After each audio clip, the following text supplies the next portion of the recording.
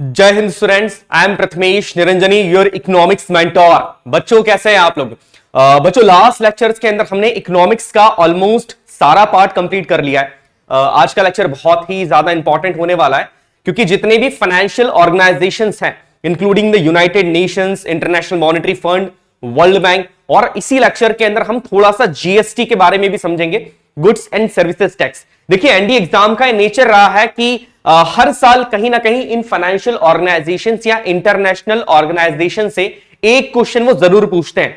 और इस साल तो बहुत सारे चेंजेस आए हैं, बहुत सारे फाइनेंशियल ऑर्गेनाइजेशन ने कोविड-19 सिचुएशन के बाद हमें फंडिंग करी है। सो दैट्स व्हाई यहां पर इन ऑर्गेनाइजेशंस को पढ़ना बहुत ही ज्यादा इंपॉर्टेंट हो जाता है। तो चलिए बच्चों आज का लेक्चर स्टार्ट करते हैं। लेक्चर बड़ा इंपॉर्टेंट होने वाला है। लेक्चर को स्टार्ट करने से पहले मैं आपको आज कुछ चीजें बताना चाहूंगा जो कि बहुत ही ज्यादा कह सकते हैं कि इंपॉर्टेंट है, जो कि जानने जरूरी है। एग्जाम का टाइम जैसे जैसे करीब आता जा रहा है वैसे वैसे बच्चों के आपके मन में एक डर हो रहा होगा कि एग्जाम दे या नहीं दे, तैयारी तो पूरी हुई है या नहीं हुई है।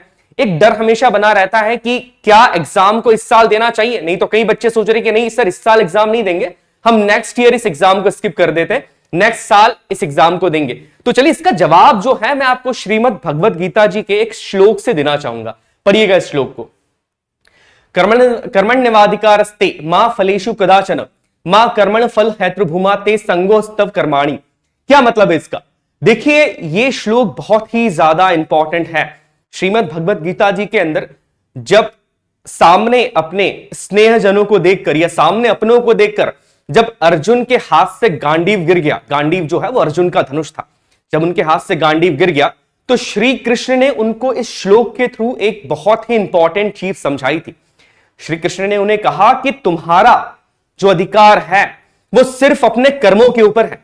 तुम सिर्फ अपने कर्मों को करो। तुम्हारे कर्मों का फल क्या होगा, कर्म को करने के बाद उसका रिजल्ट क्या होगा, एक्शन तुमने जो लिया है उसका रिजल्ट क्या होगा, उस रिजल्ट पे तुम्हारा अधिकार नहीं है। और उस रिजल्ट की चिंता में अगर तुम कर्म नहीं करते हो तो ये कर्म का ना करना सबसे बड़ा पाप होता है। तो याद रखिए बच्चों, आपका जो एग्जाम है आपको ये नहीं सोचना है कि नहीं मैं इस साल एग्जाम नहीं देता हूं, मेरी तो तैयारी ही नहीं हुई है।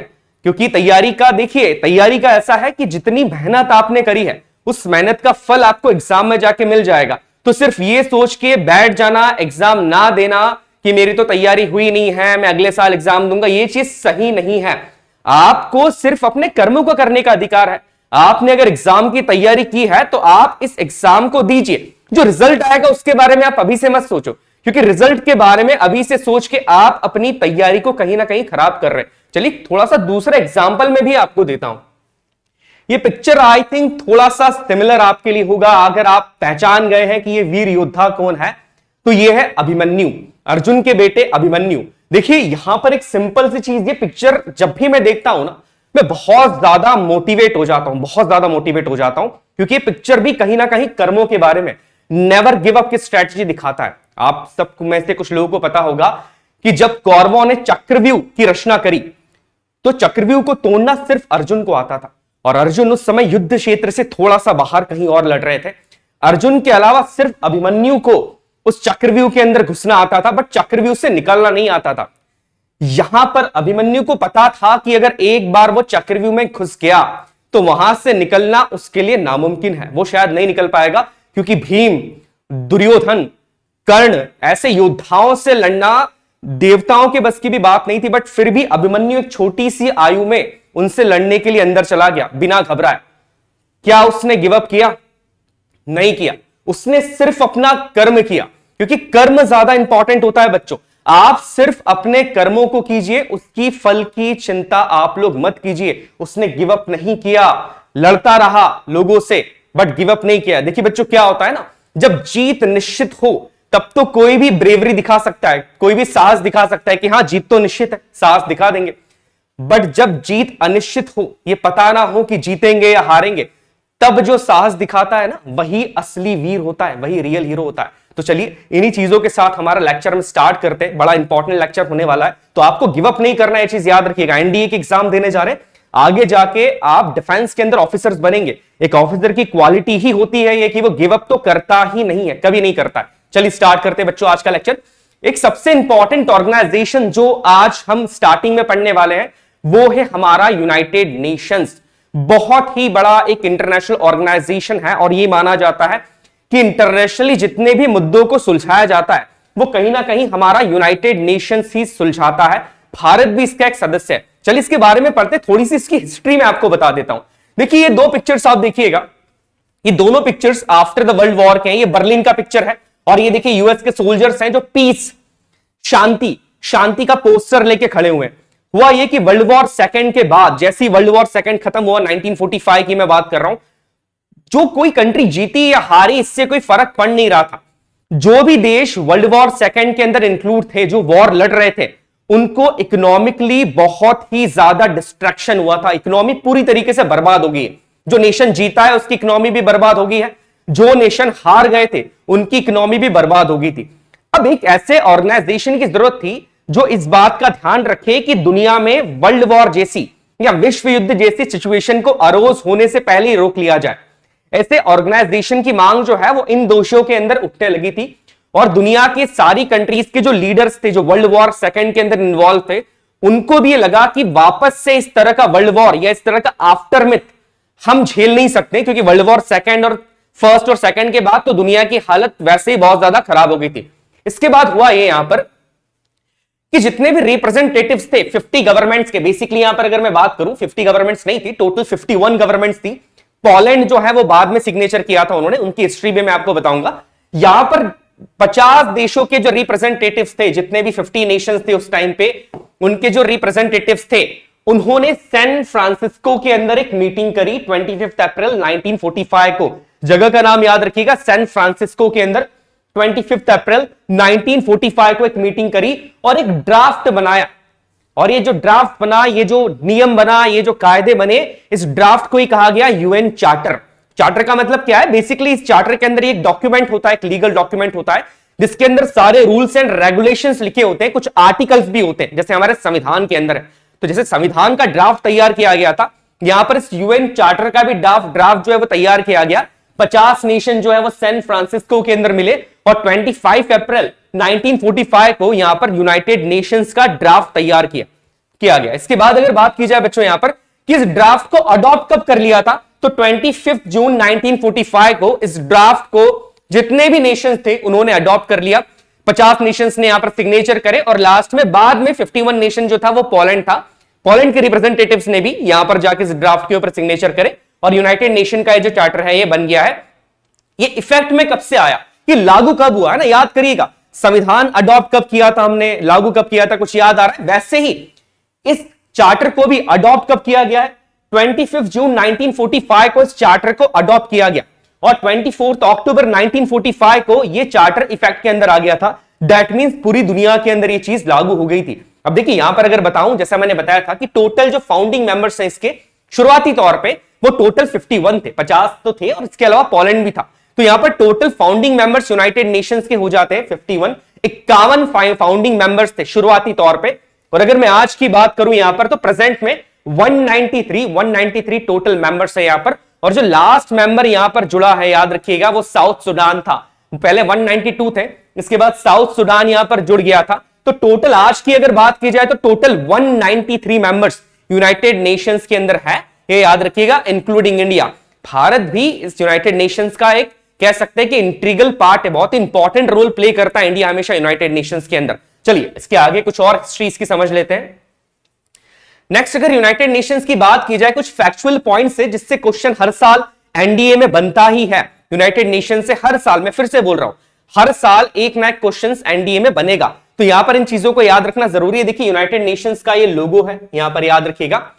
इसके हेडक्वार्टर्स की बात की जाए, यूनाइटेड नेशंस का जो हेडक्वार्टर है वो बेसिकली न्यूयॉर्क सिटी के अंदर है ना, याद रखिएगा। यूनाइटेड नेशंस का जो हेडक्वार्टर है वो न्यूयॉर्क सिटी के अंदर है हमारा। इसके बाद अगर बात की जाए कि यूनाइटेड नेशंस के अंदर कितनी ऑफिशियल लैंग्वेजेस का यूज किया जाता है, ये क्वेश्चन बहुत बार पूछा गया है कि यूनाइटेड नेशंस की ऑफिशियल लैंग्वेज क्या है, कितनी है और कौन कौन सी। या कई बार वो ये पूछ लेते हैं कि आपको 5 से 6 लैंग्वेजेस दे देंगे और पूछेंगे आपसे कि इसमें से कौन सी यूनाइटेड नेशन की ऑफिशियल लैंग्वेजेस नहीं है। तो ये पहली बात आप याद रखिए कि टोटल 6 लैंग्वेजेस है, ऑफिशियल लैंग्वेजेस 6 है यूनाइटेड नेशंस के अंदर। यहां पर अगर लैंग्वेजेस की बात की जाए तो Arabic, Chinese, English, French, Russian and Spanish. आपको याद रखना, इसको मगअप कर लीजिए, रट लीजिए, समझिए इस चीज को, क्योंकि ये क्वेश्चन पूछा जा सकता है। फिर से मैं एक बार लैंग्वेजेस यहीं के ही याद कर लीजिए, बड़ी सिंपल सी है। क्या है? Arabic, Chinese, English, French, Russian and Spanish. Simple सा है ना। आपको ये जो फैक्चुअल चीजें है ना, इसको प्रॉपरली याद करना एक बार माइंड में बिठा लीजिएगा, क्योंकि क्या होता है, फैक्चुअल पॉइंट्स को अगर आप एक बार माइंड में आप सेट कर लेते हैं, उसके बाद है ये पॉइंट्स आप कभी भूलते नहीं है। आप टोटल मेंबर्स की बात कर लीजिए, टोटल मेंबर्स कितने? 193। शुरुआत में कितने थे जब बन रहा था? 51 थे। लास्ट में जो मेंबर जुड़ा है वो कौन सा था? हमारा साउथ सुडान जुड़ा था ना, याद हो गया, सिंपल सी चीज है। नेक्स्ट अगर बात की जाए कि जो यूनाइटेड नेशन है, ये नाम दिया किसने था? ये क्वेश्चन भी वेरियस एग्जाम्स में पूछा गया है कि यूनाइटेड नेशंस नाम दिया किसने था। तो देखिए यहां पर जो यूएस के प्रेसिडेंट थे उस टाइम पे, फ्रैंकलिन डी रूजवेल्ट, इन्होंने तकरीबन 1942 के अंदर, जब यूनाइटेड नेशंस बना भी नहीं था, ऐसी मांग उठ रही थी कि यूनाइटेड नेशंस बनाया जाए। यूनाइटेड नेशंस के पहले एक ऑर्गेनाइजेशन थी जिसका नाम था लीग ऑफ नेशंस। आपने शायद पढ़ा होगा, अगर आपने 10th 11th 12th पढ़ा है, ऑब्वियसली पढ़ाई है, तो आपने लीग ऑफ नेशंस के बारे में पढ़ा होगा। लीग ऑफ नेशंस ने ही यूनाइटेड नेशन बनाने की नींव रखी थी, याद रखिएगा। तो यहां पर क्या है, ये जो नाम दिया गया था कि ऐसा ऑर्गेनाइजेशन बनाया जाएगा जिसका नाम होगा यूनाइटेड नेशंस, ये किसने कहा था? ये कहा था जो यूएस के प्रेसिडेंट थे उस समय के, फ्रैंकलिन डी रूजवेल्ट ने कहा था। और इसके बाद एक और पॉइंट याद रखिएगा, फैक्चुअल पॉइंट है, न्यूयॉर्क सिटी के अंदर जो बिल्डिंग है यूनाइटेड नेशंस की, वो 1949 में बनी थी। और उस बिल्डिंग को बनाने के लिए जो जमीन थी, जिस जमीन पे वो बिल्डिंग बनी है, वो जमीन दान दी गई थी। वो किसने दान दी थी? इतनी बड़ी जमीन है यूनाइटेड नेशन जिस पे बन रहा है, बहुत बड़ा ऑफिस है यूनाइटेड नेशंस का, सर्च करिएगा गूगल के ऊपर, छोटी मोटी बिल्डिंग नहीं है, बहुत बड़ा एरिया है। तो उस बिल्डिंग के लिए जो दान दी थी जमीन, वो किसने दी थी? याद रखिएगा, जॉन डी रॉकफेलर। इनका नाम कई बार वेरियस एग्जाम्स ने पूछा है, ये है ना। मैं बहुत सारी, मैं सिर्फ एनडी की बात नहीं कर रहा हूं, मैं वेरियस गवर्नमेंट एग्जाम्स की बात कर रहा हूं। वेरियस गवर्नमेंट एग्जाम्स के अंदर इनका नाम पूछा गया है। तो जॉन डी रॉकफेलर ने जमीन दान दी थी यूनाइटेड नेशंस के लिए। उनका जो हेडक्वार्टर बना है, जो कहां पर है? न्यूयॉर्क सिटी के अंदर है। चलिए थोड़ा सा और इसको डिटेल में समझते हैं, यूनाइटेड नेशंस है क्या। देखिए बच्चों, अगर यहां पर प्रॉपरली बात की जाए, यूनाइटेड नेशंस के स्ट्रक्चर की बात की जाए, तो मेजरली यूनाइटेड नेशंस की 6 बॉडी है। 6 बॉडी का क्या मतलब है? इसके 6 ऑर्गन्स। यूनाइटेड नेशन जो है वो एक अम्ब्रेला टर्म है, वो एक बड़ा सा टर्म है। इस यूनाइटेड नेशंस के अंदर 6 अलग अलग, मैं ये तो नहीं बोलूंगा कि डिपार्टमेंट्स आते हैं, बट 6 अलग अलग ऑर्गेनाइजेशंस आते हैं जो यूनाइटेड नेशंस के अंदर ही काम करते हैं। 6 में से 3 ऑर्गेनाइजेशंस हमारे लिए काम के, तो हम उस 3 से 4 ऑर्गेनाइजेशंस को डिटेल में पढ़ेंगे। पहले देख लेते हैं 6 ऑर्गेनाइजेशंस कौन से। जनरल असेंबली, जो कि सबसे बड़ी, जिसे वर्ल्ड पार्लियामेंट भी कहा जाता है। क्वेश्चन पूछा गया है किसे वर्ल्ड पार्लियामेंट कहा जाता है, तो जो यूनाइटेड नेशन की जनरल असेंबली है, इसे वर्ल्ड पार्लियामेंट के नाम से भी जाना जाता है। इस पॉइंट को याद रखिएगा। इसके बाद है हमारे सिक्योरिटी काउंसिल।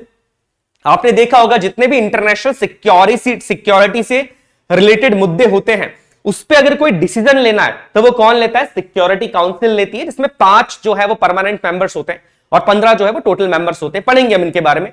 नेक्स्ट अगर बात की जाए, economical and social council. Economical and social council आपके एग्जाम के लिए बहुत ज्यादा इंपॉर्टेंट नहीं है ना, क्योंकि क्या है, basically economical and social council का काम यह होता है कि दुनिया के अंदर जितनी भी कंट्रीज है, जो भी यूएन के मेंबर्स हैं, उनका कहां कहां पे किस तरीके से इकोनॉमिकल या सोशल डेवलपमेंट करना है, उससे रिलेटेड जो भी इश्यूज होते हैं, उससे रिलेटेड जो भी रेगुलेशंस बनाए जाते हैं, वो ये बनाती है काउंसिल। नेक्स्ट आपकी आती है ट्रस्टीशिप काउंसिल। इसके बाद एक बड़ा इंपॉर्टेंट ऑर्गेनाइजेशन है, वो है हमारा international court of justice. International court of justice, जिसे यूनिवर्सल कोर्ट भी कहा जाता है। अब आपने सुना होगा हमारे जो कुलभूषण जाधव जी है, जिनका केस चल रहा है ना, पाकिस्तान ने जिनको एज एन स्पाई मान के गिरफ्तार कर लिया था, उनका जो केस चल रहा है वो आईसीजे के अंदर ही चल रहा है, इंटरनेशनल कोर्ट ऑफ जस्टिस। तो जितने भी इंटरनेशनल कानून के मुद्दे होते हैं, इंटरनेशनल लॉज के मुद्दे होते हैं, उसके ऊपर अगर कोई डिसीजन देना है या उसके ऊपर अगर कोई मुद्दा चलाना है, केस चलाना है, तो वो basically international court of justice के अंदर चलता है। तो ये वाला ऑर्गन भी बड़ा इंपॉर्टेंट है। और लास्ट में हमारा आ जाता है सेक्रेटरीएट, है ना। सिंपल सी चीजें याद रखिएगा। चलिए एक पॉइंट यहां पर मैं आपको बताना भूल गया था, मैं आपको बता देता हूं। सेक्रेटरी जनरल जो है यूनाइटेड नेशंस के, वो कौन है अभी? Antonio Guterres. ये याद रखिएगा, ये है एंटोनियो गुटेरेस, ये अभी सेक्रेटरी जनरल है। यहां पर जो मेन चीफ एग्जीक्यूटिव ऑफिसर्स होते हैं, उनको सेक्रेटरी जनरल कहा जाता है। तो जो सेक्रेटरी जनरल की पोस्ट अभी है, वो इनके पास है, एंटोनियो गुटेरेस के पास है। चलिए नेक्स्ट देख लेते हैं, नेक्स्ट पॉइंट्स को हम देख लेते हैं। अब इसके जो इंपॉर्टेंट ऑर्गेनाइजेशन है, जैसे कि मैंने आपको कहा है कि 3 ऑर्गेनाइजेशन को समझना हमारे लिए इंपॉर्टेंट है, उन तीनों ऑर्गेनाइजेशंस को हम समझ लेते हैं। सबसे पहला जो इंपॉर्टेंट ऑर्गेनाइजेशन है इसका, वो है United Nations general assembly, UNGA, United Nations general assembly. आप देखते होंगे, आपने कुछ समय पहले देखा होगा, हमारे जो देश के प्रधानमंत्री थे उन्होंने यूनाइटेड नेशंस के अंदर अभिवादन दिया था, कुछ साल पहले की मैं बात कर रहा हूं। ये अभिवादन कहां दिया जाता है, ये स्पीच कहां दी जाती है? ये स्पीच जो है वो जनरल असेंबली के अंदर दी जाती है। जितने भी 193 मेंबर्स होते हैं यूनाइटेड नेशंस के, उनके प्रधानमंत्री में बोलूंगा, या उनके जो लीडर्स होते हैं वो ही इस जनरल असेंबली के अंदर देश को रिप्रेजेंट करते हैं, ये याद रखिएगा। हाँ, उनके बिहाफ के ऊपर कई बार आईएफएस ऑफिसर्स भी यहां पर रिप्रेजेंट करते हैं चीजों को। आईएफएस क्या होता है? इंडियन फॉरेन सर्विसेज, जिन्हें हम राजदूत के नाम से जानते हैं। यूपीएससी एग्जाम कंडक्ट करता है, आपको पता होगा, CSC exam, civil services examination, उसके थ्रू बना जाता है। चलिए, ये आपने देखा होगा कई बार कि ये बहुत बड़ा एक हॉल होता है, वहां पर जितने भी देश है उनकी चेयर लगी होती है।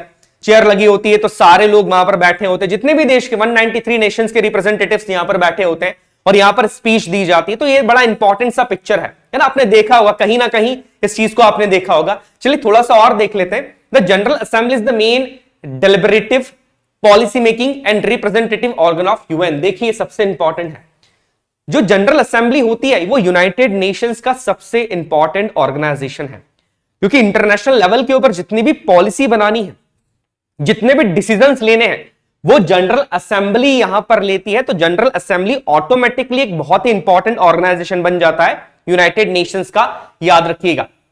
नेक्स्ट अगर यहां पर बात की जाए कि all 193 members represents it's, that means मैंने आपको ऑलरेडी बता दिया है कि यूनाइटेड नेशंस के जितने भी 193 टोटल मेंबर्स हैं, वो यहां पर जनरल असेंबली के अंदर अपनी अपनी कंट्री को रिप्रेजेंट करते हैं। अब देखिए, जब पूरी दुनिया के तकरीबन 193 नेशंस अगर आप यूनाइटेड नेशंस के देखेंगे, सारी इंपॉर्टेंट कंट्रीज आ जाएगी, including developed Nations plus developing Nations plus poor countries, सारी कंट्रीज यहां पर आ जाती है। तो लगभग पूरी दुनिया को ये रिप्रेजेंट करते हैं। दैट्स व्हाई यहां पर जनरल असेंबली को क्या कहा जाता है, याद रखिएगा, यूनिवर्सल रिप्रेजेंटेशन भी कहा जाता है। जनरल असेंबली को वर्ल्ड पार्लियामेंट भी कहा जाता है, याद रखिएगा, दोनों चीजें इसको कही जाती है। नेक्स्ट अगर यहां पर बात की जाए कि जो यूनाइटेड नेशंस जनरल असेंबली होती है, उसको हेड कौन करता है? एक प्रेसिडेंट करते हैं, जो कि 1 साल के लिए, एक टर्म के लिए वो जनरल असेंबली के प्रेसिडेंट होते हैं, है ना। हर साल जो है वो प्रेसिडेंट चेंज होते जाते हैं, हर साल मीटिंग हो रही है, हर साल इस प्रेसिडेंट असेंबली के प्रेसिडेंट जो है वो चेंज होते जाते हैं। उनका जो टेन्योर होता है, जो कार्यकाल होता है, वो यहां पर कितना हो जाएगा? 1 साल के लिए यहां पर किया जाता है, याद रखिएगा। नेक्स्ट अगर पॉइंट की बात की जाए, मैं ऑलरेडी बता चुका हूं, also called the parliament of the world. अब यहां पर एक बड़ी ही इंपॉर्टेंट लेडी का पिक्चर है हमारी, आपको याद हो तो देखिए। आपको अगर पता हो कि श्रीमती जी विजया लक्ष्मी पंडित जी 1953 के अंदर ये भारत की ओर से यूनाइटेड नेशंस के अंदर एज ए प्रेसिडेंट बनी थी जनरल असेंबली के अंदर, याद रखिएगा। फैक्चुअल पॉइंट है ना, फैक्चुअल पूछ लिया जा सकता है। विजया लक्ष्मी पंडित जी, याद रखिएगा, ये उन्हीं का पिक्चर है। पहली लेडी है हमारी जो कि जनरल असेंबली के अंदर प्रेसिडेंट बनी है। सो दैट्स व्हाई ये पॉइंट जो है वो बहुत ज्यादा इंपॉर्टेंट हो जाएगा यहां पर आप लोगों के लिए भी, है ना, याद रखिएगा, इंपॉर्टेंट है। यूनाइटेड नेशंस जनरल असेंबली क्या कर रहे हैं? पॉलिसीज बना रहे हैं यूनाइटेड नेशंस के लिए, और सबसे इंपॉर्टेंट ऑर्गन है। सबसे इंपॉर्टेंट क्यों हो गए, क्यों हो जाते हैं? जितने भी मेंबर्स हैं वो सारे मेंबर्स यहां पर यूनाइटेड नेशंस के अंदर अपने कंट्रीज को रिप्रेजेंट करते हैं, किसके थ्रू? इस जनरल असेंबली के through. So that's why general assembly जो है वो ऑटोमेटिकली यहां पर बहुत इंपॉर्टेंट हो जाती है। चलिए नेक्स्ट देखते हैं बेटा। नेक्स्ट अगर जनरल असेंबली के बाद अगर मैं बात करूं तो नेक्स्ट आता है United Nations security council. International मुद्दों के ऊपर जो भी सिक्योरिटी की बात होती है, सिक्योरिटी क्या है कि दो नेशंस लड़ाई करने वाले हैं, दोनों के बीच में युद्ध के हालात बन गए हैं, उस हालातों को टालना है, सिक्योरिटी को बढ़ावा देना है। यूनाइटेड नेशंस क्यों बना था? कि वापस से वो वर्ल्ड वॉर जैसे सिचुएशन ना आए, जैसे कि पहले नेशंस आपस में लड़ाई कर रहे थे, वापस से वो सिचुएशंस ना आए। दैट्स व्हाई यूनाइटेड नेशंस को बनाया गया था। अब यूनाइटेड नेशंस के अंदर जो सबसे इंपॉर्टेंट अगर काउंसिल की बात की जाए तो वो बेसिकली यही होती है। कहने के लिए भले ही जनरल असेंबली है, बट जिस काउंसिल के पास या जिस बॉडी के पास, जिस ऑर्गन के पास सबसे ज्यादा पावर है यहां पर यूनाइटेड नेशंस के अंदर, वो है बेटा आपका यूनाइटेड नेशंस सिक्योरिटी काउंसिल। अब देखिए यहां पर होता क्या, ये आपने देखा होगा, बेसिकली पिक्चर भी कई बार आपने देखा होगा। देखिए सारे देश के जो रिप्रेजेंटेटिव्स हैं यहां पर बैठे हुए हैं, याद रखिएगा, बड़ा इंपॉर्टेंट ये पिक्चर है। नेक्स्ट अगर यहां पर बात की जाए कि it is primary responsibility under the UN charter for the maintenance of international peace and security, नाम से क्लियर हो रहा है, सिक्योरिटी काउंसिल। इनका मेन काम क्या होता है? इनका मेन काम यही है कि इंटरनेशनल पीस और सिक्योरिटी को अश्योर करना। दो नेशन से, मान लेते हैं कि अगर दो नेशंस की बात कर रहे हैं कि कोई दो नेशन है, उनके बीच में युद्ध के हालात बन गए हैं, रशिया यूक्रेन दोनों के बीच में युद्ध के हालात बन गए। अब यहां पर इनका क्या काम होता है कि बातचीत के जरिए ही उस युद्ध को टाल देना। इंटरनेशनल सिक्योरिटी की बात की जाती है, यहां पर इंटरनेशनल पीस की बात की जाती है। ये सारा काम जो है यूनाइटेड नेशन सिक्योरिटी काउंसिल को दिया गया है। अब देखिए यहां पर याद करने वाली बात क्या है, इसके अंदर ये 193 जितने नेशन है वो सारे नेशंस इसके मेंबर नहीं होते हैं, याद रखिएगा। इसके अंदर जो टोटल मेंबर्स होते हैं वो कितने होते हैं बच्चों? 15 मेंबर्स होते हैं। ये फिगर याद रखिएगा, टोटल मेंबर्स यहां पर कितने हैं? 15 मेंबर्स होते हैं टोटल। और इन 15 में से जो परमानेंट मेंबर्स हैं, परमानेंट का क्या मतलब होता है? जो हमेशा बने रहेंगे, जो कभी चेंज नहीं होंगे। ये परमानेंट मेंबर्स कितने होते हैं? ये परमानेंट मेंबर्स होते हैं बच्चों 5। बाकी जो 10 होते हैं ना, वो परमानेंट नहीं होते, वो टेम्पररी मेंबर्स होते हैं, यहां पर वो चेंज हो जाते हैं। यहां पर जो परमानेंट मेंबर्स की अगर मैं बात करूं तो 5 नेशंस, 5 देश ऐसे हैं जिनको परमानेंट नेशन का स्टेटस दिया गया है यूनाइटेड नेशन सिक्योरिटी काउंसिल में। आपने अगर न्यूज़पेपर पढ़ा हो कुछ पिछले 2 से 3 सालों से, 2-3 साल तो नहीं बोलूंगा, हां तकरीबन 2 साल के से मांग उठ रही है कि भारत को भी यूनाइटेड नेशन सिक्योरिटी काउंसिल का एक परमानेंट मेंबर बनाना चाहिए, क्योंकि भारत जो है वो दुनिया की पॉपुलेशन का भी बहुत बड़ा हिस्सा प्ले कर रहा है, दुनिया की जीडीपी के अंदर भी बहुत बड़ा हिस्सा प्ले करता है, और देश की एक या पूरी दुनिया की एक सबसे ज्यादा लीडिंग इमर्जिंग इकोनॉमी के तौर पे सडनली वो उभर के आया।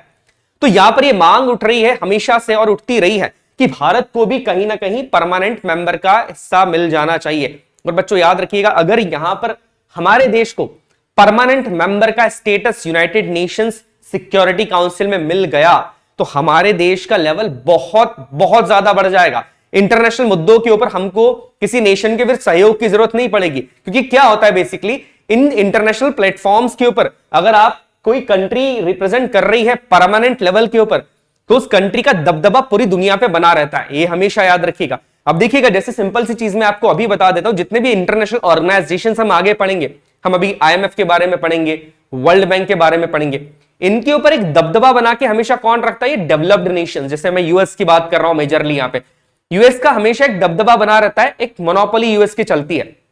तो वैसे ही अगर इन ऑर्गेनाइजेशंस के अंदर भी भारत को, हमारे देश को परमानेंट मेंबरशिप मिल जाती है तो देश की सिक्योरिटी के साथ साथ देश की ग्रोथ के लिए ये चीज बहुत बहुत बहुत ज्यादा इंपॉर्टेंट हो जाएगी। चलिए नेक्स्ट पॉइंट पढ़ते हैं। अब यहां पर ये परमानेंट मेंबर्स कौन से हैं? याद रखिएगा, पूछा गया है कि यूनाइटेड नेशंस के अंदर जो परमानेंट मेंबर्स हैं वो कौन कौन से हैं, किन किन नेशंस को परमानेंट मेंबर्स का दर्जा दिया गया है। तो देखिए परमानेंट मेंबर्स की अगर बात की जाए तो यहां पर 5 परमानेंट मेंबर्स हैं। चाइना, जी हां, चाइना भी परमानेंट मेंबर है।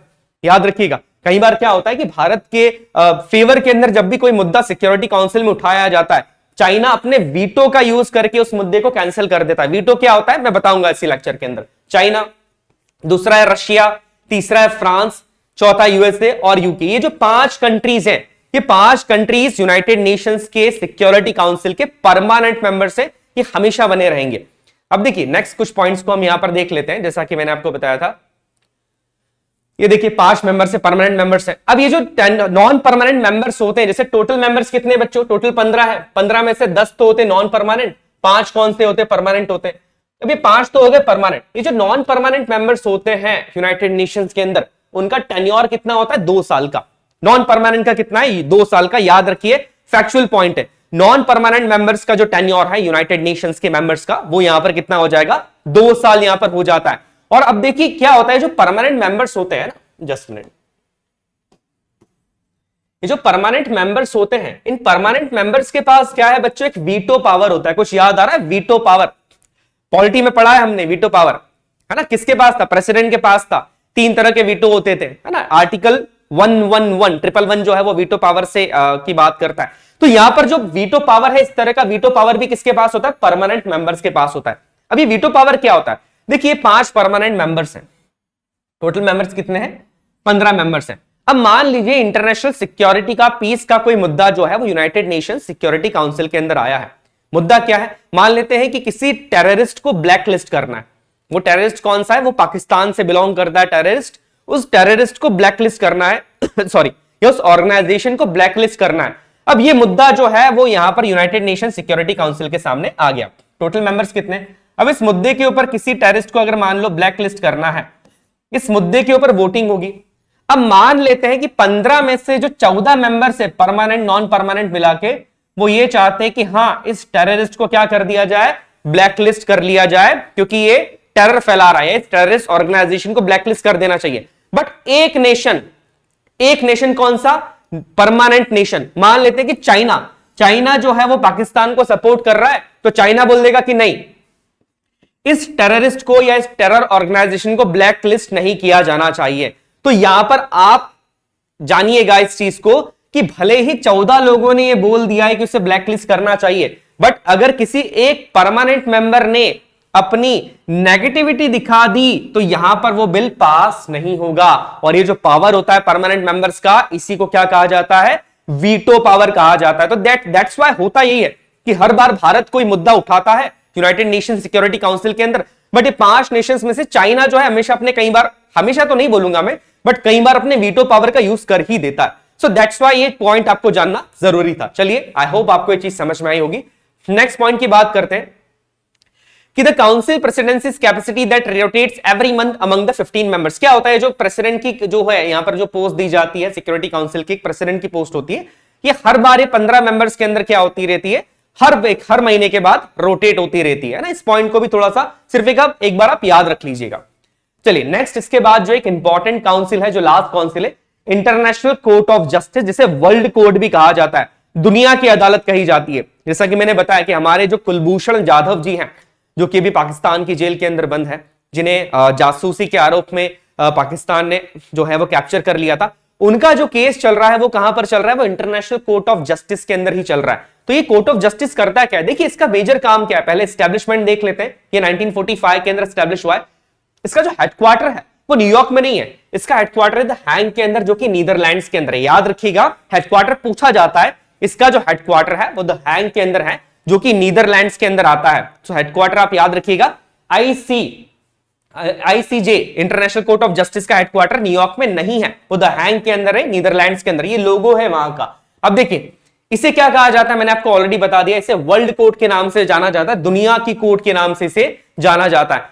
अब यहां पर इनकी जो ऑफिशियल लैंग्वेज है, जिस लैंग्वेज में यहां पर काम होता है, वो यूनाइटेड नेशंस की लैंग्वेज से थोड़ी सी अलग है। यहां पर जो ऑफिशियल लैंग्वेजेस है, 2 ऑफिशियल लैंग्वेजेस को दर्जा दिया गया है, 2 लैंग्वेजेस को ऑफिशियल लैंग्वेज का दर्जा दिया गया है। यहां पर वो लैंग्वेज कौन सी बच्चों? English and French. इंग्लिश और फ्रेंच जो है वो आईसीजे के अंदर ऑफिशियल लैंग्वेज है। ऑफिशियल लैंग्वेज का क्या मतलब है? जो भी वर्किंग होगी डे टू डे, जो भी सुनवाई होगी वहां पर, वो 2 लैंग्वेजेस के अंदर ही होगी, या तो इंग्लिश में होगी या फ्रेंच के अंदर होगी, याद रखिएगा। नेक्स्ट अगर बात की जाए, अब ये देखिए इंटरनेशनल कोर्ट ऑफ जस्टिस है, जैसे हमारे देश के अंदर भी सुप्रीम कोर्ट होता है। मुझे बताइएगा सुप्रीम कोर्ट का कंपोजिशन कितना है? मैं बता चुका हूं, सुप्रीम कोर्ट में टोटल कितने जज होते हैं, चीफ जस्टिस ऑफ इंडिया को मिला के ये बताइएगा। वैसे ये जो इंटरनेशनल कोर्ट ऑफ जस्टिस है, यहां पर टोटल जजेस की बात की जाए तो वो कितने हैं? यहां पर 15 जजेस होते हैं, टोटल 15 जजेस होते हैं। यहां पर भी एक चीफ जज होते हैं, बट टोटल जजेस कितने होंगे? यहां पर 15। हर एक जज का टेन्योर होता है, जैसे हमारे यहां सुप्रीम कोर्ट के जज का टेन्योर था, हाई कोर्ट के जज का टेन्योर था, वैसे ही यहां पर आईसीजे के अंदर भी जो जजेस होते हैं उनका टेन्योर होता है। वो टेन्योर कितना है? टेन्योर का मतलब है बेटा कार्यकाल, वो होता है 9 साल। 9 साल का इनका टेन्योर यहां पर रहता है। इसके बाद अगर मैं बात करूं कि नो 2 जजेस can have the same nationality in the ICJ. अब ये क्या होता है? जो इंटरनेशनल कोर्ट ऑफ जस्टिस है, यहां पर जो जजेस होते हैं वो अलग अलग नेशनैलिटी के होते हैं। कोई इंडियन भी हो सकता है, कोई हो सकता है कि कोई फ्रांस से बिलोंग करता है, कोई ब्रिटेन का है, कोई यूएसए का है। तो यहां पर एक क्लॉज आता है कि 2 जजेस एक ही नेशनैलिटी के नहीं हो सकते हैं, कि 15 जज में से 2 जज इंडिया के नहीं हो सकते, 15 में से 2 यूएस के नहीं हो सकते। हर कंट्री का एक ही हो सकता है, जो भी रिप्रेजेंट कर रहे हैं उनका एक ही जज हो सकता है यहां पर। नेक्स्ट अगर बात की जाए, जो कि थोड़ा सा इंपॉर्टेंट पॉइंट है, कि इनका जो इलेक्शंस होता है जजेस का, वो हर 3 साल के अंदर होता है, याद रखिएगा। और हर 3 साल के अंदर जो 1/3 जजेस हैं वो यहां पर रिटायर्ड हो जाते हैं। 1/3 कितना होगा 15 का? बताइएगा मुझे। 5 जजेस जो हैं वो हर 3 साल के अंदर मेजरली रिटायर्ड हो जाते हैं, और हर 3 साल में इन जजेस का सिलेक्शन किया जाता है। और एक जज का जो टेन्योर है वो कितना होगा? 9 साल का रहेगा, याद रखिएगा। टोटल जज कितने? 15 जजेस हैं यहां पर। चलिए बेटो, ये हमारा कंप्लीट हो गया है, यूनाइटेड नेशंस यहां पर कंप्लीट हो गया है। अब इंडिया का जो एक इंपॉर्टेंट फाइनेंशियल ऑर्गेनाइजेशन है, जिसे कई बार पॉलिटी के अंदर भी पढ़ाया जाता है, बट आई वांट कि आप इस चीज को इकोनॉमिक्स के अंदर पढ़ें, जो कि हमारा फाइनेंस कमीशन। फाइनेंस कमीशन हमारे देश का बड़ा इंपॉर्टेंट फाइनेंस है ना। मैंने आर्टिकल 280 आपको याद हो, जब भी मैं आर्टिकल पढ़ा रहा था पॉलिटी के अंदर, वहां पर मैंने आपको बताया था कि आर्टिकल 280 देश के अंदर एक वित्त आयोग की बात करता है, फाइनेंस कमीशन की बात करता है ना। फटाफट पढ़ लेते हैं इसको, क्योंकि बहुत ज्यादा इसको डिटेल में नहीं पढ़ना है, क्योंकि इससे अगर कोई क्वेश्चन बनेगा भी आपका तो फैक्चुअली बनेगा। यहां पर क्या है, यहां पर देखिए, इसे कॉन्स्टिट्यूट कौन करेगा, यहां पर देश के राष्ट्रपति इसे कॉन्स्टिट्यूट करते हैं। तो यहां पर क्वेश्चन आपसे पूछा जा सकता है कि फाइनेंस कमीशन को कॉन्स्टिट्यूट यहां पर कौन कर रहा है। तो हमारे देश के जो राष्ट्रपति होते हैं वो बेसिकली फाइनेंस कमीशन को क्या करते हैं, कॉन्स्टिट्यूट करते हैं। और यहां पर ये फाइनेंस कमीशन हर 5 साल के अंदर गठित किया जाता है। हर 5 साल के अंदर हमारे देश में फाइनेंस कमीशन गठित किया जाता है। अभी हमारे देश में 15 फाइनेंस कमीशन चल रहा है, याद रखिएगा, 5 साल के लिए गठित किया जाता है ये फाइनेंस कमीशन। नेक्स्ट अगर बात की जाए कंपोजिशन की बात की जाए तो एक चेयरमैन होते हैं और 4 यहां पर मेंबर्स होते हैं, जिन्हें अपॉइंट कौन करेगा, देश के राष्ट्रपति करते हैं। सो कई बार पूछा गया है कि आर्टिकल 280 के अंदर जो फाइनेंस कमीशन है देश का, जो वित्त आयोग है, उसके चेयरपर्सन और मेंबर्स को अपॉइंट कौन करता है। तो अपॉइंट कौन करेंगे, देश के राष्ट्रपति करते हैं। टोटल मेंबर्स कितने हो जाएंगे यहां पर, अगर मैं टोटल की बात कर रहा हूं तो टोटल यहां पर हो जाएंगे बच्चों 5 लोग टोटल यहां पर होते हैं।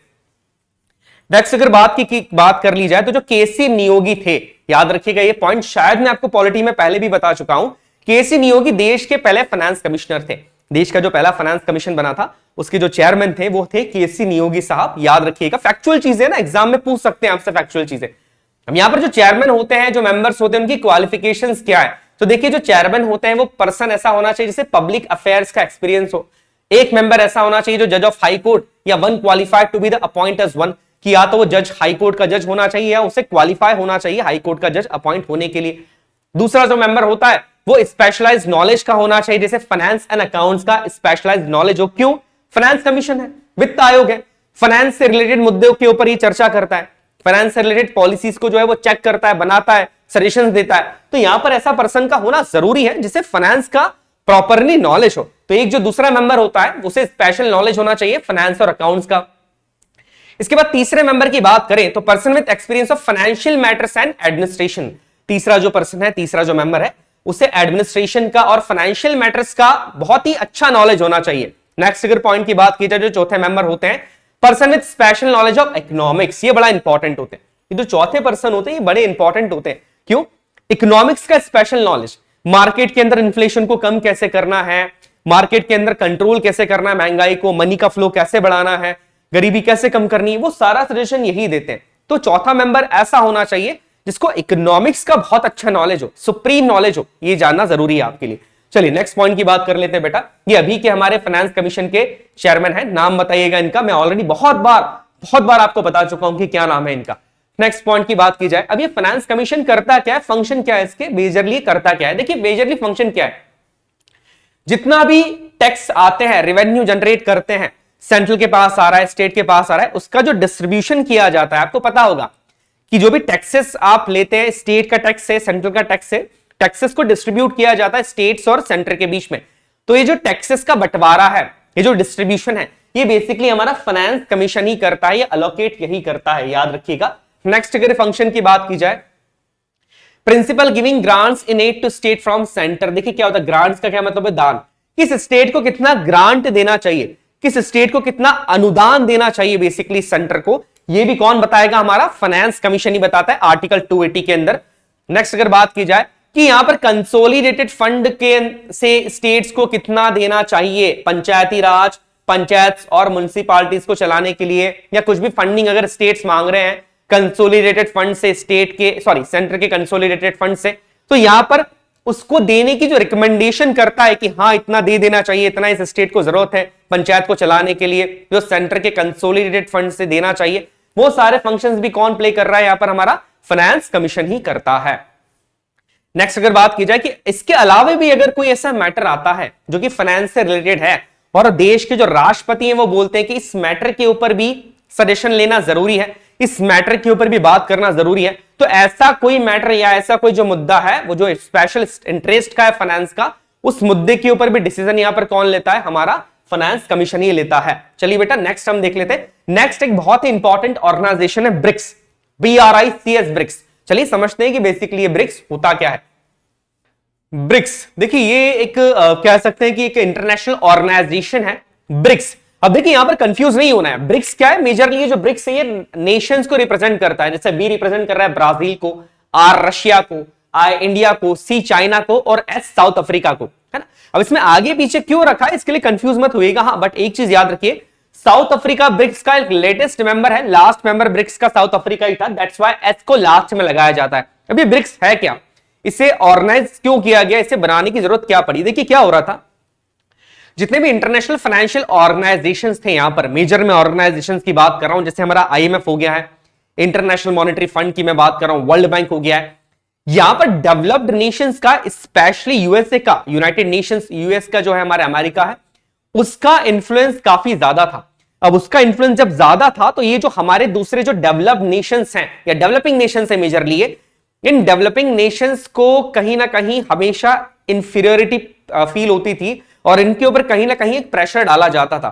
तो जब यहां पर ऐसी सिचुएशन आई तो यहां पर रीजनल कॉर्पोरेशन को बढ़ावा देने के लिए यहां पर इन सारे नेशंस ने मिलकर अपना खुद का एक ऑर्गेनाइजेशन बनाया जिसे ब्रिक्स के नाम से जाना जाता है। देखिए अभी कुछ समय पहले ब्रिक्स की एक वर्चुअल मीटिंग हुई थी, याद रखिएगा ना, न्यू दिल्ली ने रिप्रेजेंट किया था। वर्चुअल मीटिंग थी, वर्चुअल क्यों थी, कोविड-19 था, फिजिकल मीटिंग हो नहीं सकती थी, तो वर्चुअल मीटिंग को ऑर्गेनाइज किया गया था। चलिए यहां पर कुछ पॉइंट्स देख लेते हैं ब्रिक्स के नेशन से। आप याद रखिएगा, ब्रिक्स वैसे तो कोई याद रखने की जरूरत नहीं है बच्चों, क्योंकि सिंपल से ही है, आपको समझ में आ रहा होगा कि सिर्फ आपको BRICS नाम से याद रख लेना है, ब्रिक्स के जितने नेशन है वो कौन कौन से।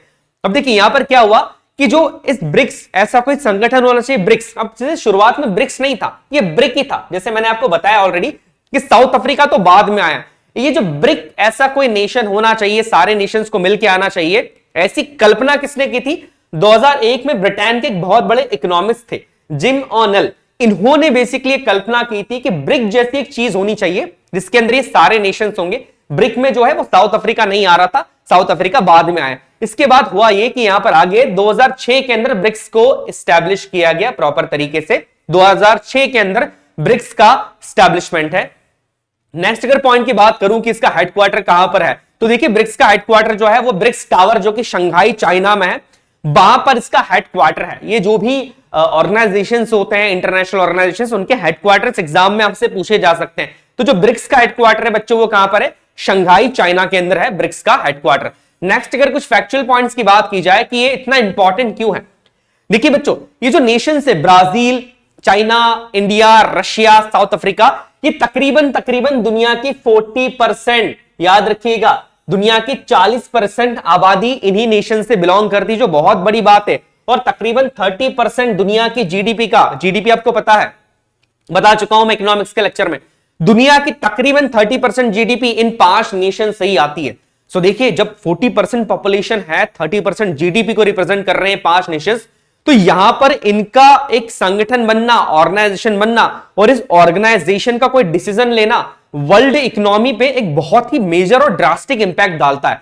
दैट्स व्हाई ब्रिक्स की जितनी भी मीटिंग्स होती है ना, बड़ा क्लोजली मॉनिटर करते हैं डेवलप्ड नेशंस। क्यों, क्योंकि कहीं ना कहीं दुनिया का 30% जीडीपी को रिप्रेजेंट कर रहे हैं ये 5 नेशंस, वो बड़ा इंपॉर्टेंट हो जाता है। तो ब्रिक्स का जो फर्स्ट समिट है बच्चों वो 2009 के अंदर हुआ था, रशिया के अंदर, याद रखिएगा। समिट्स पूछे जा सकते हैं, पहला कब हुआ, ऑर्गेनाइजेशन बन भले ही 2006 में गया था, इसका जो पहला समिट हुआ था वो 2009 के अंदर रशिया में हुआ था। और इसके बाद हुआ ये कि साउथ अफ्रीका ने भी ये चाहा कि क्यों ना मैं ब्रिक्स को ज्वाइन कर लूं, तो 2010 के अंदर 24 दिसंबर 2010 के अंदर साउथ अफ्रीका ने ब्रिक को ज्वाइन कर लिया और ब्रिक से क्या बन गया, ब्रिक्सा बन गया, लास्ट मैच लग गया। और जो थर्ड समिट था, थर्ड समिट के अंदर साउथ अफ्रीका ने जो है उसको अटेंड किया था। थर्ड समिट के अंदर याद रखिएगा ना, साउथ अफ्रीका प्रेसिडेंट कौन थे उस टाइम पे, जैकब जुमा उस टाइम पे साउथ अफ्रीका के प्रेसिडेंट थे, जब साउथ अफ्रीका ब्रिक के अंदर या ब्रिक्स के अंदर ज्वाइन हुआ था, याद रखिएगा। और इसका जो थर्ड समिट था जो कि सानिया चाइना के अंदर हुआ था, इस समिट के अंदर ब्रिक में 5 नेशंस ने पार्टिसिपेट किया था। फैक्चुअल पॉइंट है, याद रखिएगा, पूछा जा सकता है आपसे ना, फैक्चुअल चीजें पूछ ली जाती है। नेक्स्ट अगर बात की जाए कि अभी करंट में कौन सा समिट हुआ है, तो करंट में ब्रिक्स का जो है वो 13 समिट हुआ है, 13वां समिट हुआ था, अभी करंट के अंदर ही हुआ है। कब हुआ है, 2021 के अंदर, अभी अभी हुआ था, कुछ टाइम पहले, काफी न्यूज के अंदर था। कहां पर हुआ है, इंडिया में हुआ है, न्यू दिल्ली के अंदर। बट ये वर्चुअल समिट है। वर्चुअल क्या होता है आप समझ रहे होंगे, जैसे जूम के ऊपर आप क्लासेस अटेंड करते हैं, मीटिंग लेते हैं, वैसे ही वर्चुअली जो है, इसका पिक्चर मैं आपको एक शो कर देता हूं, आगे पिक्चर आएगा यहां पर ब्रिक का। वर्चुअली जो है यहां पर बेसिकली क्या है, ये समिट हुआ था कि पांचों देश के जो प्रधानमंत्री है वो एक जगह मिले थे और यहां पर चर्चा कर रहे थे, वर्चुअली फिजिकली नहीं मिले थे। यहां पर याद रखिएगा थीम पूछ ली जाती है, थीम पूछी गई एग्जाम्स के अंदर। ये जो ब्रिक का समिट था, ब्रिक्स का जो समिट था, ब्रिक्स 15, इसकी जो थीम है आप लिख लीजिएगा, intra BRICS corporation for continuity consolidation and consensus, ये याद रखिएगा, ये थीम था इसका।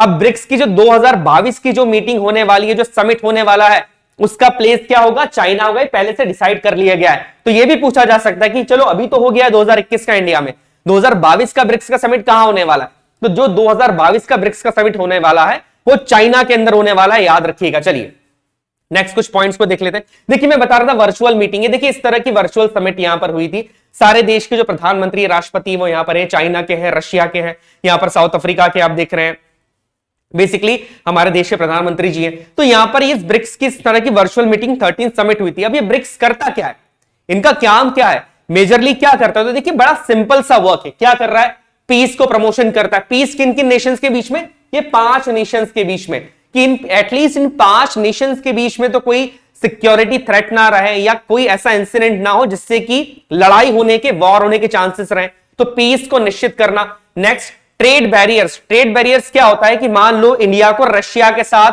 कोई इकोनॉमिकल ट्रेड करना है, इंडिया जो है वो रशिया को, या मान लेते हैं इंडिया रशिया को मसाले सेल करना चाहता है, बट रशिया के अंदर उस काफी रेस्ट्रिक्शंस लग गए हैं, मसालों के ऊपर जो है वो काफी टैक्स लिया जा रहा है, या रशिया अपने देश के अंदर बाहर की चीजों को एंटर नहीं करने दे रहा है। तो ये जो ट्रेड बैरियर्स होते हैं इस तरह के कि ज्यादा टैक्स लिया जा रहा है, एक लिमिट तय कर दी है, उस लिमिट्स को कम करना, इन नेशंस के आपस में ही ट्रेड को क्या करना, इंप्रूव करना, ये भी इसका एक मेजर ऑब्जेक्टिव था। नेक्स्ट पॉइंट की बात की जाए, अचीव रीजनल डेवलपमेंट, जितने भी रीजन्स हैं ये आपस में इनका डेवलपमेंट किया जाना, देश के अंदर रीजनल डेवलपमेंट करना। नेक्स्ट अगर पॉइंट की बात की जाए, यहां पर इकोनॉमिकल डेवलपमेंट की बात की गई है, और जो सबसे इंपॉर्टेंट है वो है बिल्डिंग रिलेशनशिप्स, कि जो भी नेशंस है वो साथ में एक अच्छे रिलेशन को मेंटेन करे। क्यों जरूरी है बेटा, क्योंकि ऑलरेडी आप देख रहे हो कितना ज्यादा 30% जीडीपी को रिप्रेजेंट कर रहे हैं देश की, सॉरी दुनिया की 40% पॉपुलेशन को रिप्रेजेंट कर रहे हैं। तो इन नेशंस का प्रॉपरली एक रिलेशनशिप बिल्ड होना बहुत ज्यादा यहां पर जरूरी हो जाता है।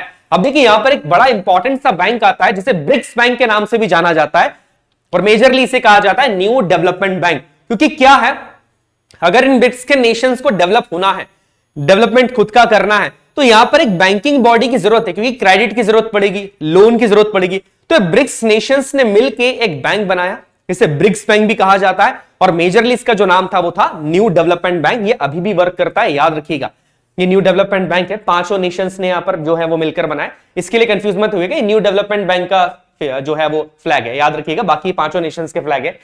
नेक्स्ट अगर बात की जाए तो यहां पर जो 6 ब्रिक्स समिट थी, यहां पर याद रखिएगा छठी जो ब्रिक्स की समिट थी जो कि ब्राजील में हुई थी, फ्रॉटजिला के अंदर 2014 में, वहां पर ये न्यू डेवलपमेंट बैंक बनाने की मांग रखी गई थी। और मांग क्या रखी गई थी, बेसिकली एनडीबी को यहां पर सेटअप कर दिया गया था, याद रखिएगा।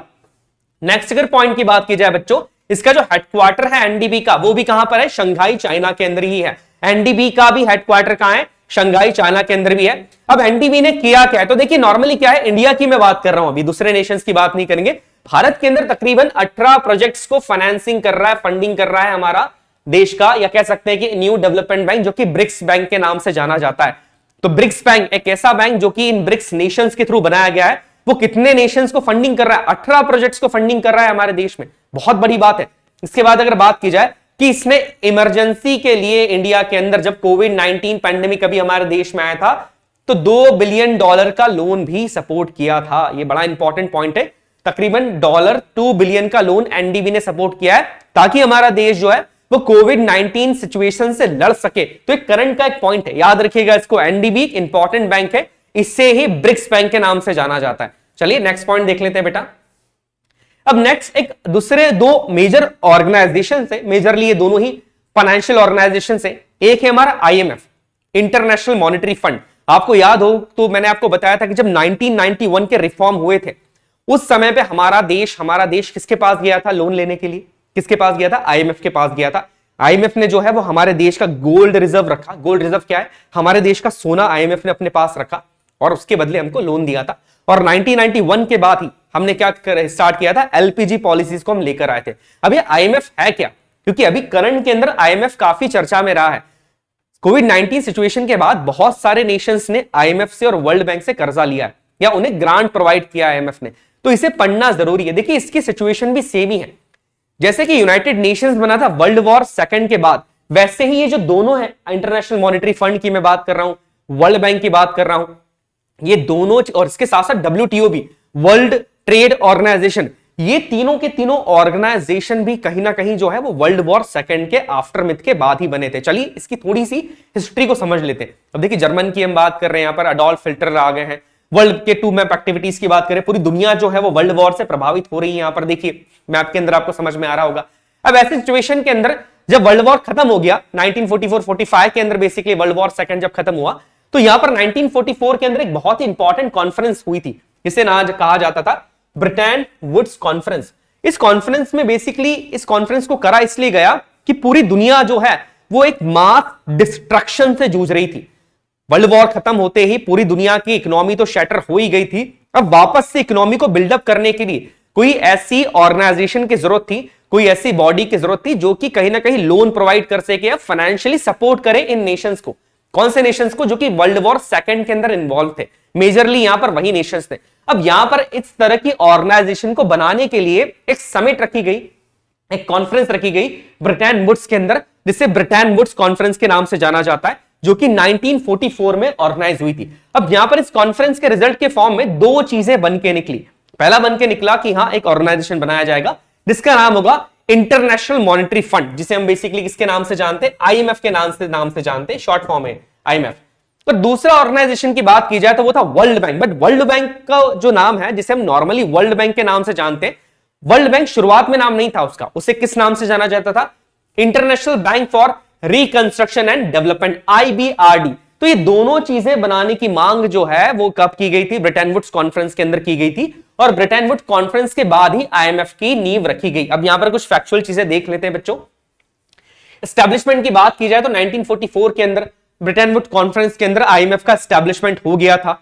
इस जगह पर ही यहां पर मांग रखी गई थी। इसके बाद अगर बात की जाए कि ऑपरेशनल कब हुआ है, 1944 में एस्टैब्लिश तो हो गया है, ऑपरेशनल कब हुआ है? कब से वर्किंग स्टार्ट हो गई थी? कब से लोन देना स्टार्ट कर दिया? कब से काम होना स्टार्ट हो गया था यहां पर? तो यहां पर याद रखिएगा 27 दिसंबर 1944, 27 दिसंबर 1944 से जो है यहां पर वर्किंग जो है वो प्रॉपर्ली स्टार्ट हो गई थी। इस चीज को याद रखिएगा, है ना। चलिए नेक्स्ट पॉइंट देख लेते हैं। फैक्चुअल चीजें फैक्चुअल पूछ ली जाती है। इसका हेडक्वार्टर्स कहां है? कई बार पूछा गया है, कहां पर है आईएमएफ का हेडक्वार्टर? इंटरनेशनल मॉनेटरी फंड का हेडक्वार्टर कहां है? अब देखिए हुआ ये बच्चों की अभी कोविड-19 सिचुएशन के बाद बहुत सारे जो फाइनेंशियल ऑर्गेनाइजेशंस हैं, स्पेशली मैं आईएमएफ की बात करूंगा, यूएन की बात करूंगा, वर्ल्ड बैंक की बात करूंगा, ये करंट के न्यूज में बने रहे, तो यहां से इनसे क्वेश्चन आने के चांसेस जो हैं बच्चों वो सबसे ज्यादा बढ़ जाते हैं। सो दैट्स व्हाई इनके फैक्चुअल पॉइंट्स को समझना भी बहुत ज्यादा जरूरी है।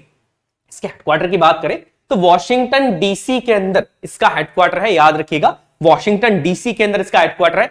टोटल मेंबर्स कितने हैं इंटरनेशनल मॉनेटरी फंड के अंदर? तो टोटल 190 इसके मेंबर्स हैं, 190 टोटल मेंबर्स हैं। और अगर इसका लास्ट मेंबर की बात की जाए, जैसे वहां पर हमने देखा था यूनाइटेड नेशंस का लास्ट मेंबर कौन था? साउथ सुडान था। आईएमएफ का जो लास्ट मेंबर है वो कौन है? The principality of Andorra. ये याद रखिएगा, ये लास्ट मेंबर एक लेटेस्ट एक नई कंट्री है, ये इसका लास्ट मेंबर बनी थी। किसका? इंटरनेशनल मॉनेटरी फंड का। याद रखिएगा इस बात को। कुछ और पॉइंट्स यहां पर जान लेते हैं। इंटरनेशनल मॉनेटरी फंड की जो एमडी है, जो मैनेजिंग डायरेक्टर है, वो अभी कौन है? तो यह नाम इनका याद रखिएगा, क्रिस्टलिना जॉर्जिया। ये जो है ये इंटरनेशनल मॉनेटरी फंड की आईएमएफ की एमडी है, करता धरता है, या इनकी हेड है, आप जो भी बोल लीजिए इनको। बट आईएमएफ के अंदर जो हेड होता है बेसिकली उसे मैनेजिंग डायरेक्टर कहा जाता है। तो जो एमडी है, जो मैनेजिंग डायरेक्टर है आईएमएफ की, वो कौन है? Kristalina Georgia. याद रखिएगा। इसके बाद एक बहुत इंपॉर्टेंट पॉइंट है, आईएमएफ के जो चीफ इकोनॉमिस्ट है, ये क्वेश्चन कई बार पूछा गया है। चीफ इकोनॉमिस्ट, पूरा जो इंटरनेशनल मॉनेटरी फंड है उसकी चीफ इकोनॉमिस्ट होना एक बहुत बड़ी बात होती है बच्चों, बहुत इंपॉर्टेंट चीज है। वो कौन है? वो एक इंडियन है। उनका क्या नाम है बच्चों? गीता गोपीनाथन। गीता गोपीनाथन जो है वो चीफ इकोनॉमिस्ट है हमारे इंटरनेशनल मॉनेटरी फंड की। इस बात को याद रखिएगा, गीता गोपीनाथन जो है वो बेसिकली हमारे इंटरनेशनल मॉनेटरी फंड की चीफ इकोनॉमिस्ट है। चलिए नेक्स्ट पॉइंट देख लेते हैं। यहां पर फैक्चुअल पॉइंट्स है ना, फैक्चुअल पॉइंट्स कई बार पूछ लिए जाते हैं एग्जाम्स के अंदर। अब इंटरनेशनल मॉनेटरी फंड आईएमएफ ये करता क्या है? आईएमएफ की बिल्डिंग है बच्चों ये। अब आईएमएफ करता क्या है? देख लिए, सिंपल से फंक्शंस है, बट सबसे इंपॉर्टेंट फंक्शन जो आईएमएफ का है वो है एक्सचेंज रेट रेगुलेशन। अभी एक्सचेंज रेट क्या होता है? एक्सचेंज रेट सिंपल सा है कि $1 की कीमत इंटरनेशनल मार्केट में कितनी है, $1 के अंदर कितना रुपीज आ जाएंगे, $1 के अंदर कितने यॉन्स आएंगे। तो ये जो इंटरनेशनल एक्सचेंज रेट को रेगुलेट करने का काम है, ये कौन करता है? आईएमएफ ही करता है। पहले गोल्ड के फॉर्म में इंटरनेशनल रेट को जो है रेगुलेट करता था, बट बाद में गोल्ड के बाद जो है ये 5 करेंसीज के फॉर्म में इंटरनेशनल एक्सचेंज रेट को रेगुलेट करता है ना। डिटेल में पढ़ेंगे हम किसी दिन की कैसे रेगुलेट करता है, कौन सी करेंसीज है, वो तो मैं आपको भी बता दूंगा, बट क्या प्रोसेस होती है रेगुलेट करने की वो कभी हम डिटेल में पढ़ेंगे। नेक्स्ट अगर बात की जाए तो इसका जो मेजर फंक्शन है वो क्रेडिट फंक्शन है, जैसे कि लोन देता है कंट्रीज को, जो भी नेशंस को जरूरत है डेवलपमेंट के लिए लोन की, वो लोन देता है। इसके अलावा remove balance of payment crisis, BOP क्या होता है? 1991 के अंदर हमारे देश में बीओपी क्राइसिस ही तो आए थे, बैलेंस ऑफ पेमेंट क्राइसिस। क्या होता है बैलेंस ऑफ पेमेंट? कि देश के ऊपर उधार ज्यादा बढ़ गया है। बैलेंस ऑफ पेमेंट कि यूएस, मान लेते हैं कि 2 कंट्रीज, एक यूएस हो गई है, एक साउथ अफ्रीका हो गई है। साउथ अफ्रीका के ऊपर उधार हो गया यूएस का $100 बिलियन का, $100 बिलियन का उधार हो गया साउथ अफ्रीका के ऊपर यूएस का। तो यही क्या होता है? बैलेंस ऑफ पेमेंट है ना। 2 तरह के अकाउंट होते हैं, एक होता है रिसीविंग, आप करते हैं कि कितना आप एक्सपोर्ट कर रहे हैं, कितना आप इंपोर्ट कर रहे हैं। अब आपने क्या करा? एक्सपोर्ट तो कम करा, इंपोर्ट ज्यादा कर लिया, तो ये जो बीच का अमाउंट होता है ना, सिंपल सा मैं बता देता हूं कि आप 100 रुपए का तो क्या कर रहे हो? एक्सपोर्ट कर रहे हो। एक्सपोर्ट का मतलब आप सेल कर रहे हो, और आप 150 रुपीज का क्या कर रहे हो? आप इंपोर्ट कर रहे हो। दैट मींस आप चीजें मंगवा रहे हो। तो देखिए बैलेंस ऑफ पेमेंट कितना हो गया? 50 रुपए की। आप कुछ भी कर लो, 50 रुपए का तो बैलेंस आपको बच रहा है, 50 रुपए तो आपको उस कंट्री को देने ही पड़ेंगे। तो ये जो बैलेंस ऑफ पेमेंट की सिचुएशन आती है, जो कि हमेशा देश में आई है, 1991 के अंदर भी हमने ऑयल दूसरे कंट्रीज से परचेस करा था, तो हमारा इंपोर्ट तो ज्यादा हो रहा था, एक्सपोर्ट कम हो रहा था। तो ये जो बैलेंस ऑफ पेमेंट की सिचुएशंस आती है, इस सिचुएशन से देशों को बचाना, कंट्रीज को बचाना, ये भी एक मेजर काम है किसका? इंटरनेशनल मॉनेटरी फंड का। नेक्स्ट अगर बात की जाए तो फाइनेंशियल असिस्टेंस से प्रोवाइड करता है, टेक्निकल असिस्टेंट प्रोवाइड करता है। अब देखिए यहां पर इंटरनेशनल मॉनेटरी फंड के अंदर यहां पर बात की जाए तो इंडिया जो है, भारत जो है, ये इसका फाउंडिंग मेंबर रहा है, फाउंडर मेंबर रहा है। दैट मींस आईएमएफ का पार्ट भारत भी है, याद रखिएगा। इंडिया हमारा देश जो है वो आईएमएफ का फाउंडिंग मेंबर रहा है। और हमारे देश के जो फाइनेंस मिनिस्टर होते हैं वो एक्स ऑफिसो गवर्नर होते हैं। दैट मींस जो भी आईएमएफ के अंदर जो रिप्रेजेंट करता है इंडिया को, वो कौन होते हैं? हमारे फाइनेंस मिनिस्टर होते हैं, जो कि अभी कौन है बताइएगा मुझे कमेंट बॉक्स के अंदर कि अभी हमारे देश के फाइनेंस मिनिस्टर कौन है। अब देखिए नॉर्मली क्या होता है, प्रैक्टिकल सी चीज में बता रहा हूं, फाइनेंस मिनिस्टर वहां पर जाके इन कंट्रीज के अंदर रिप्रेजेंटेशन अपना नहीं देते। ऐसा नहीं कि आईएमएफ की कोई मीटिंग हो रही तो देश के फाइनेंस मिनिस्टर चले जाएंगे। हमारे फाइनेंस मिनिस्टर के बिहाफ पे हमारे जो आईएफएस ऑफिसर्स होते हैं मेजरली, या जो भी उनको जिनको इलेक्ट किया गया है देश को रिप्रेजेंट करने के लिए आईएमएफ के अंदर, वो लोग जाके यहां पर क्या करते हैं? आईएमएफ को रिप्रेजेंट करते हैं, अपने कंट्री को रिप्रेजेंट यहां पर करते हैं। In 2000 India completed the repayment of all loans had taken from the IMF. बहुत बड़ी चीज है, बड़ी इंपॉर्टेंट चीज है कि हमने 2000 में ही जितना भी लोन हमने आईएमएफ से लिया था, इंटरनेशनल मॉनेटरी फंड से जितना भी लोन हमने लिया था, जो गोल्ड के फॉर्म में लिया था या जो गोल्ड को रख के हमने लिया था, जो भी पहले का लोन लिया था, वो हमने चुका दिया है। तो आज आईएमएफ के अंदर हम लोन के लिए लेने नहीं जाते हैं, हम क्या हैं? हम आईएमएफ के फंड के कॉन्ट्रीब्यूटर हैं। इंडिया फंड के अंदर अब क्या करता है? हेल्प करता है। इंडिया पैसा भेजता है आईएमएफ में ताकि दूसरी कंट्रीज की हेल्प हो जाए। तो देखिए बहुत ही बड़ी चीज है, और एक चीज हमने कब करती है? 2000 के अंदर ही। 1991 में फाइनेंशियल क्राइसिस आया और 2000 में आईएमएफ का लोन हमने चुका दिया, मात्र 9 साल में। बहुत बड़ी चीज होती है किसी नेशन के लिए कि 9 साल में अपना सारा उधार चुका देना, सिर्फ 9 साल के अंदर, है ना, बहुत बड़ी बात है। चलिए नेक्स्ट पॉइंट देख लेते हैं यहां पर। अब यहां पर क्या होता है, हर कंट्री की कुछ शेयर होल्डिंग्स होती है। अब जैसे जब आईएमएफ बना था तो हर कंट्री ने कुछ ना कुछ फंड उसमें दिया था। उस फंड के हिसाब से क्या हुआ कि आईएमएफ ने हर कंट्री की कुछ ना कुछ शेयर होल्डिंग यहां पर दे दी।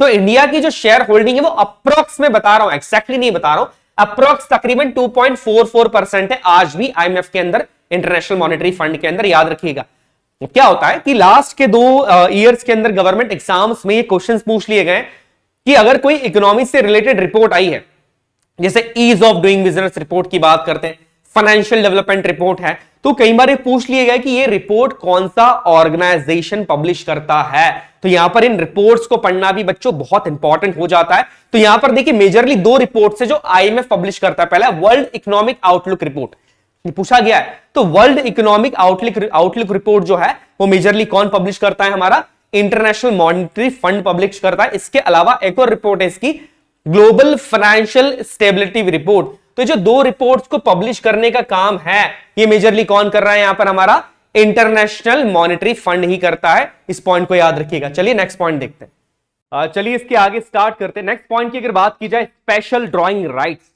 अब देखिए, अगर आपको याद हो तो जब हम मॉनेटरी पॉलिसीज पढ़ रहे थे, मॉनेटरी पॉलिसीज के अंदर जब मैं आपको फॉरेन रिजर्व के बारे में बता रहा था, फॉरेन रिजर्व करेंसी के बारे में बता रहा था, यहां पर मैंने आपको एक चीज कही थी कि हमारे देश का जो फॉरेन रिजर्व होता है उसमें हम गोल्ड को भी रखते हैं, उसमें हम अदर कंट्री की करेंसीज को भी रखते हैं और एसडीआर भी रखते हैं, आपको याद हो तो। और इसी लेक्चर के अंदर मैंने आपको यह भी कहा था कि जब भी हम इंटरनेशनल मॉनेटरी फंड पढ़ेंगे तब हम एसडीआर के बारे में जानेंगे। तो देखिए, जानते हैं कि बेसिकली एसडीआर होता क्या है, स्पेशल ड्रॉइंग राइट्स होते क्या? देखिए, अधिकार है। पहली बात, ये कोई करेंसी नहीं होती है, ये कोई फिजिकल फॉर्म के अंदर कोई चीज नहीं होती है, ये अधिकार होते हैं, ये राइट्स होते हैं, या कह सकते हैं कि कितनी शेयर होल्डिंग किसी कंट्री की आईएमएफ के अंदर है। मैं इसको शेयर होल्डिंग तो नहीं कहूंगा क्योंकि आईएमएफ जो है वो कोई कंपनी तो है नहीं कि किसी का शेयर उस पर हो जाए, बट हाँ हम ये कह सकते हैं कि आईएमएफ के ऊपर, आईएमएफ के अंदर जितनी फंडिंग की जाती है, किस कंट्री का ज्यादा फंडिंग है, ये इसके थ्रू तय किया जाता है, एसडीआर के थ्रू। देखिए यहां पर क्या लिखा है, कुछ पॉइंट्स के अंदर एसडीआर को समझते हैं। ये जो एसडीआर टर्म है 1969 के अंदर क्रिएट किया गया था। एसडीआर जो है ये 1969 में क्रिएट किया गया था और ये एक यूनिट है आईएमएफ की। अब देखिए क्या होता है कि हर कंट्री की करेंसी की कोई यूनिट होती है, जैसे हमारे यहां पर रुपीज है, अमेरिका की डॉलर है, वैसे ही आईएमएफ के अंदर जो करेंसी, जितनी भी करेंसी जमा होती है, क्योंकि आईएमएफ के अंदर तो रुपीज में भी करेंसी जमा होती है, डॉलर में भी जमा होती है, उस करेंसी की एक अलग से यूनिट बना के रखिए, उस यूनिट को ही ये लोग क्या कहते हैं? एसडीआर कहते हैं। याद रखिएगा इसको। जैसे हमारी रुपीज यूनिट है, तो यहां पर आईएमएफ के अंदर जब बहुत सारी करेंसीज जमा होती है, क्योंकि आईएमएफ के अंदर क्या हो रहा है, रुपीज में भी पैसा जमा होता है, यूएन के अंदर भी हो रहा है, डॉलर्स के अंदर भी हो रहा है, तो आईएमएफ की एक यूनिट है, इसे कहा जाता है बेसिकली एसडीआर। और ये कोई फिजिकल यूनिट नहीं है, दैट मींस ये कोई रुपीज जैसी हमारी फिजिकल यूनिट नहीं है। इसको हम ये कह सकते हैं कि काइंड ऑफ डॉक्यूमेंट जैसा होता है, और अलग अलग कंट्रीज का शेयर के अकॉर्डिंग, अलग अलग कंट्रीज के फंडिंग के अकॉर्डिंग आईएमएफ के अंदर उनके एसडीआर डिसाइड किए जाते हैं। आज की तारीख में सबसे ज्यादा बात की जाए तो यूनाइटेड यूएस जो है हमारा, अमेरिका का एसडीआर सबसे ज्यादा है। अब देखिए इशू कैसे किया जाता है, ये कोटे के थ्रू इशू किया जाता है। जब आईएमएफ बन रहा था, जब इंटरनेशनल मॉनेटरी फंड बन रहा था, तो हर कंट्री ने कुछ ना कुछ कंट्रीब्यूशन आईएमएफ के बनते टाइम किया था। उस कंट्रीब्यूशन के बेस पे ही बेसिकली इस एसडीआर को डिसाइड किया जाता है, और ये एसडीआर काइंड ऑफ जो शेयर है, जो अधिकार है कंट्रीज के, उनकी फंडिंग के हिसाब से वो उन कंट्रीज के पास रिजर्व रहते हैं, उनके फॉरेन रिजर्व के अंदर। यहां पर हर 5 साल में एसडीआर को जो है वो रिव्यू किया जाता है।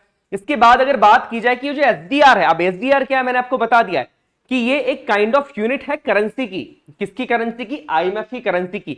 ये एसडीआर को नेशंस जो है वो दूसरी कंट्री को सेल कर सकते हैं। हम जैसे मान लेते हैं कि इंडिया के पास 100 एसडीआर है। अब कोविड-19 की सिचुएशन में इंडिया को ये लगता है कि नहीं, मुझे अभी लोन लेने की जरूरत पड़ेगी, बहुत ज्यादा पैसे की जरूरत है, तो इंडिया क्या कर सकता है, ये 100 जो एसडीआर हैं ये यूएस को सेल कर देगा। अब कितने रुपीस में सेल करेगा वो डिसाइड किया जाता है आईएमएफ के थ्रू कि एक एसडीआर की कीमत क्या है। तो इसी तरीके से एसडीआर जो है वो हम कह सकते हैं कि काइंड ऑफ आर्टिफिशियल करेंसी है। अब ये किसको किस पॉइंट के अंदर कह सकते हैं, किन करेंसीज के अंदर एसडीआर को रखा जाता है, तो याद रखिएगा मेजरली यहां पर 5 करेंसीज है जिसके अंदर एसडीआर को कैलकुलेट किया जाता है। पहली कौन सी? British pound, Japanese yen, Chinese yuan, euro and US dollar. याद रखिएगा एसडीआर, हालांकि आपसे एग्जाम में पूछे जाने के चांसेस थोड़े से कम है, बट स्टिल अगर आप आईएमएफ के बारे में पढ़ रहे हैं तो एसडीआर के बारे में जानना भी आपके लिए कहीं ना कहीं जरूरी हो जाता है। चलिए नेक्स्ट पॉइंट देखते हैं बच्चों।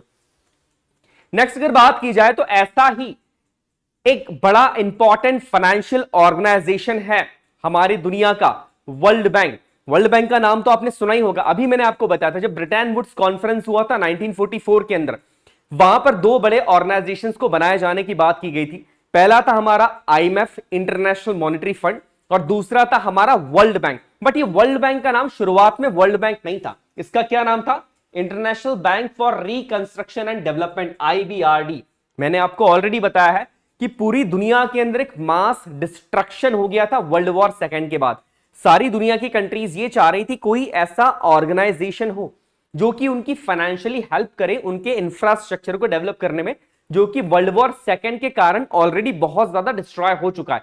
दैट्स व्हाई यहां पर ब्रिटेन वुड्स कॉन्फ्रेंस के अंदर ही वर्ल्ड बैंक की स्थापना की गई। आज हम इसे वर्ल्ड बैंक ग्रुप के नाम से जानते हैं। इसे ग्रुप इसलिए बोलते हैं क्योंकि मेजरली इसके 5 ऑर्गन्स हैं, 5 तरह की बॉडीज इसमें आती है। हम पांचों बॉडीज को आज इसी लेक्चर के अंदर समझेंगे। अब देखिए यहां पर कुछ फैक्चुअल पॉइंट्स मैं आपको बता देता हूं। यहां पर 5 बॉडी है वर्ल्ड बैंक ग्रुप की।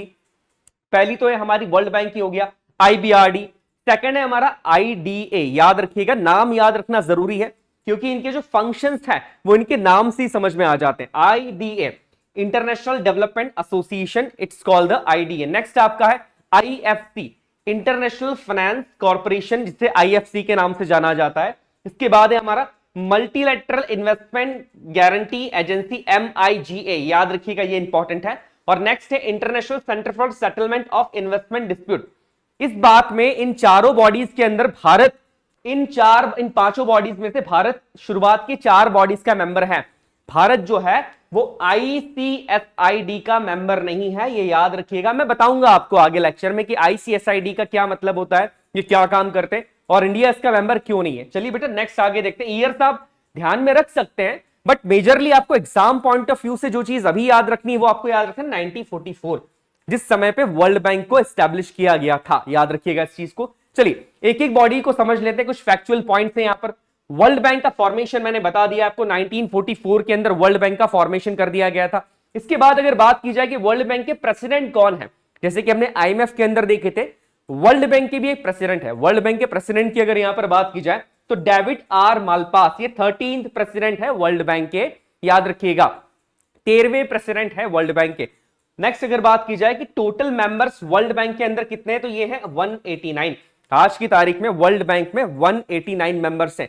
IMF के अंदर हमने देखा था, उसके मेंबर्स भी हमने देख लिए थे, ब्रिक्स के मेंबर भी हमने देखे। तो यहां पर वर्ल्ड बैंक के अंदर टोटल 189 मेंबर्स हैं। और अगर मैनेजिंग डायरेक्टर की बात की जाए तो अंशुला कांत यहां पर वर्ल्ड बैंक की मैनेजिंग डायरेक्टर है। यहां पर किसी भी इंडियन का होना बहुत ही बड़ी बात होती है कि आप इंटरनेशनल प्लेटफॉर्म के ऊपर आप देखिए इंडियंस जो हैं वो रिप्रेजेंट कर रहे हैं।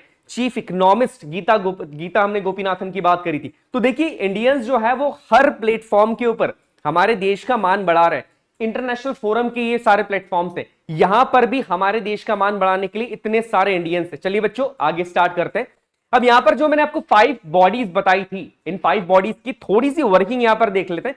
बहुत मैं आपको डिटेल में नहीं बताऊंगा क्योंकि एग्जाम के लिए वो डिटेल इंपॉर्टेंट नहीं है। हाँ बट आपसे पूछा जा सकता है एक ब्रीफ पॉइंट के अंदर कि कौन सा ऑर्गेनाइजेशन क्या वर्क करता है। So that's why in points को समझना भी जरूरी हो ही जाता है आपके लिए।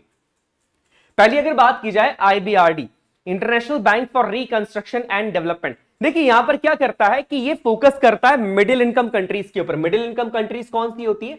डेवलपिंग नेशंस की मैं बात कर रहा हूं। ऐसे नेशंस जो पुअर नहीं है, बहुत गरीब नहीं है, मिडिल इनकम है, डेवलपिंग नेशन से। जैसे अगर बात की जाए चाइना की मैं बात कर रहा हूं, इंडिया की बात कर रहा हूं, बांग्लादेश की बात कर रहे हैं, ये हमारे मिडिल इनकम नेशंस है। इन नेशंस के डेवलपमेंट के ऊपर ये फोकस करता है ऑर्गेनाइजेशन। इन नेशंस के अंदर अगर आपको प्रॉपरली अगर मैं बात करूं कि आपको लोन देना है, लोन प्रोवाइड करना है या जो भी चीजें करनी है, उसके लिए ऑर्गेनाइजेशन क्या करता है? वर्क करता है। चलिए नेक्स्ट देख लेते हैं। देखिए नेक्स्ट पॉइंट की अगर यहां पर प्रॉपरली बात की जाए तो ये IBRD ये क्या है? एग्रीकल्चर के लिए लोन देगा, irrigation, urban development, health care. जो मिडिल इनकम नेशंस होते हैं वहां पर इन प्रोजेक्ट्स के लिए यहां पर लोन दिया जाता है।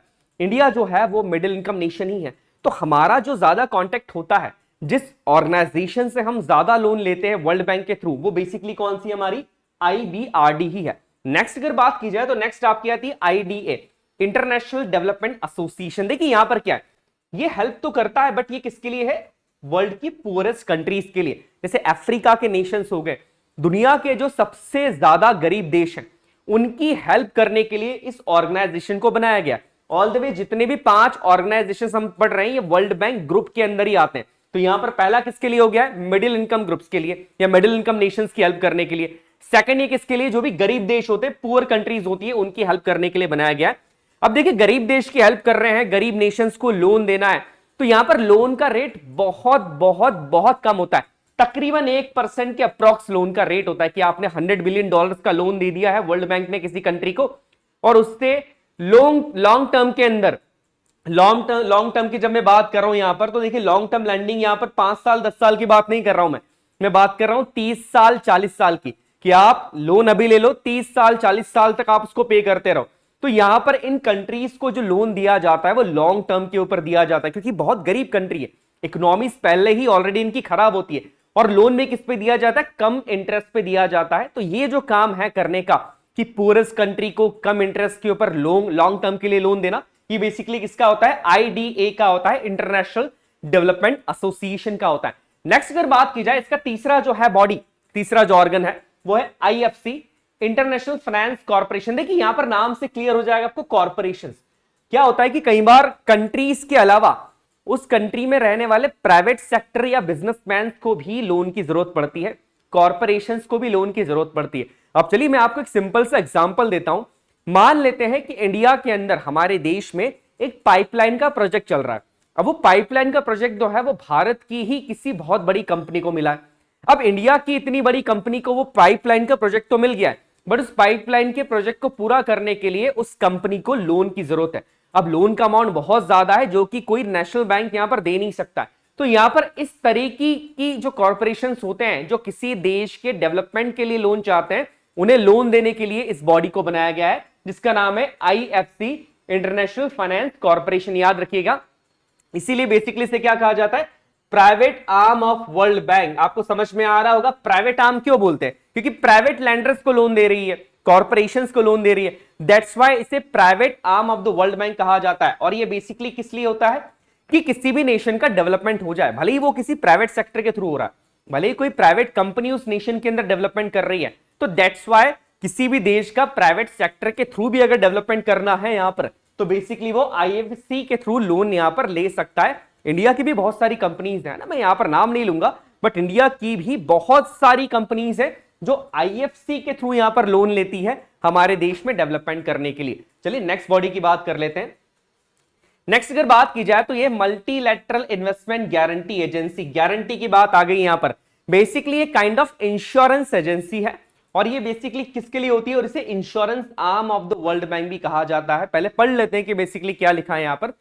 प्रोवाइड इंश्योरेंस टू पब्लिक और private investor who investing in political risk countries. अब ये पॉलिटिकल रिस्क कंट्रीज क्या होती है, देखिए इसको भी मैं एक बहुत ही सिंपल से एग्जांपल से समझाता हूं। मान लीजिए कि कोई नेशन है, अफ्रीका का कोई नेशन लेते हैं, मान लेते हैं सुडान है। अब सुडान के अंदर जो है वो सिविल वॉर चल रहा है, गृह युद्ध चल रहा है, वहां की सरकार कभी भी पलट सकती है, बट सुडान के अंदर इकोनॉमिकल डेवलपमेंट की भी जरूरत है।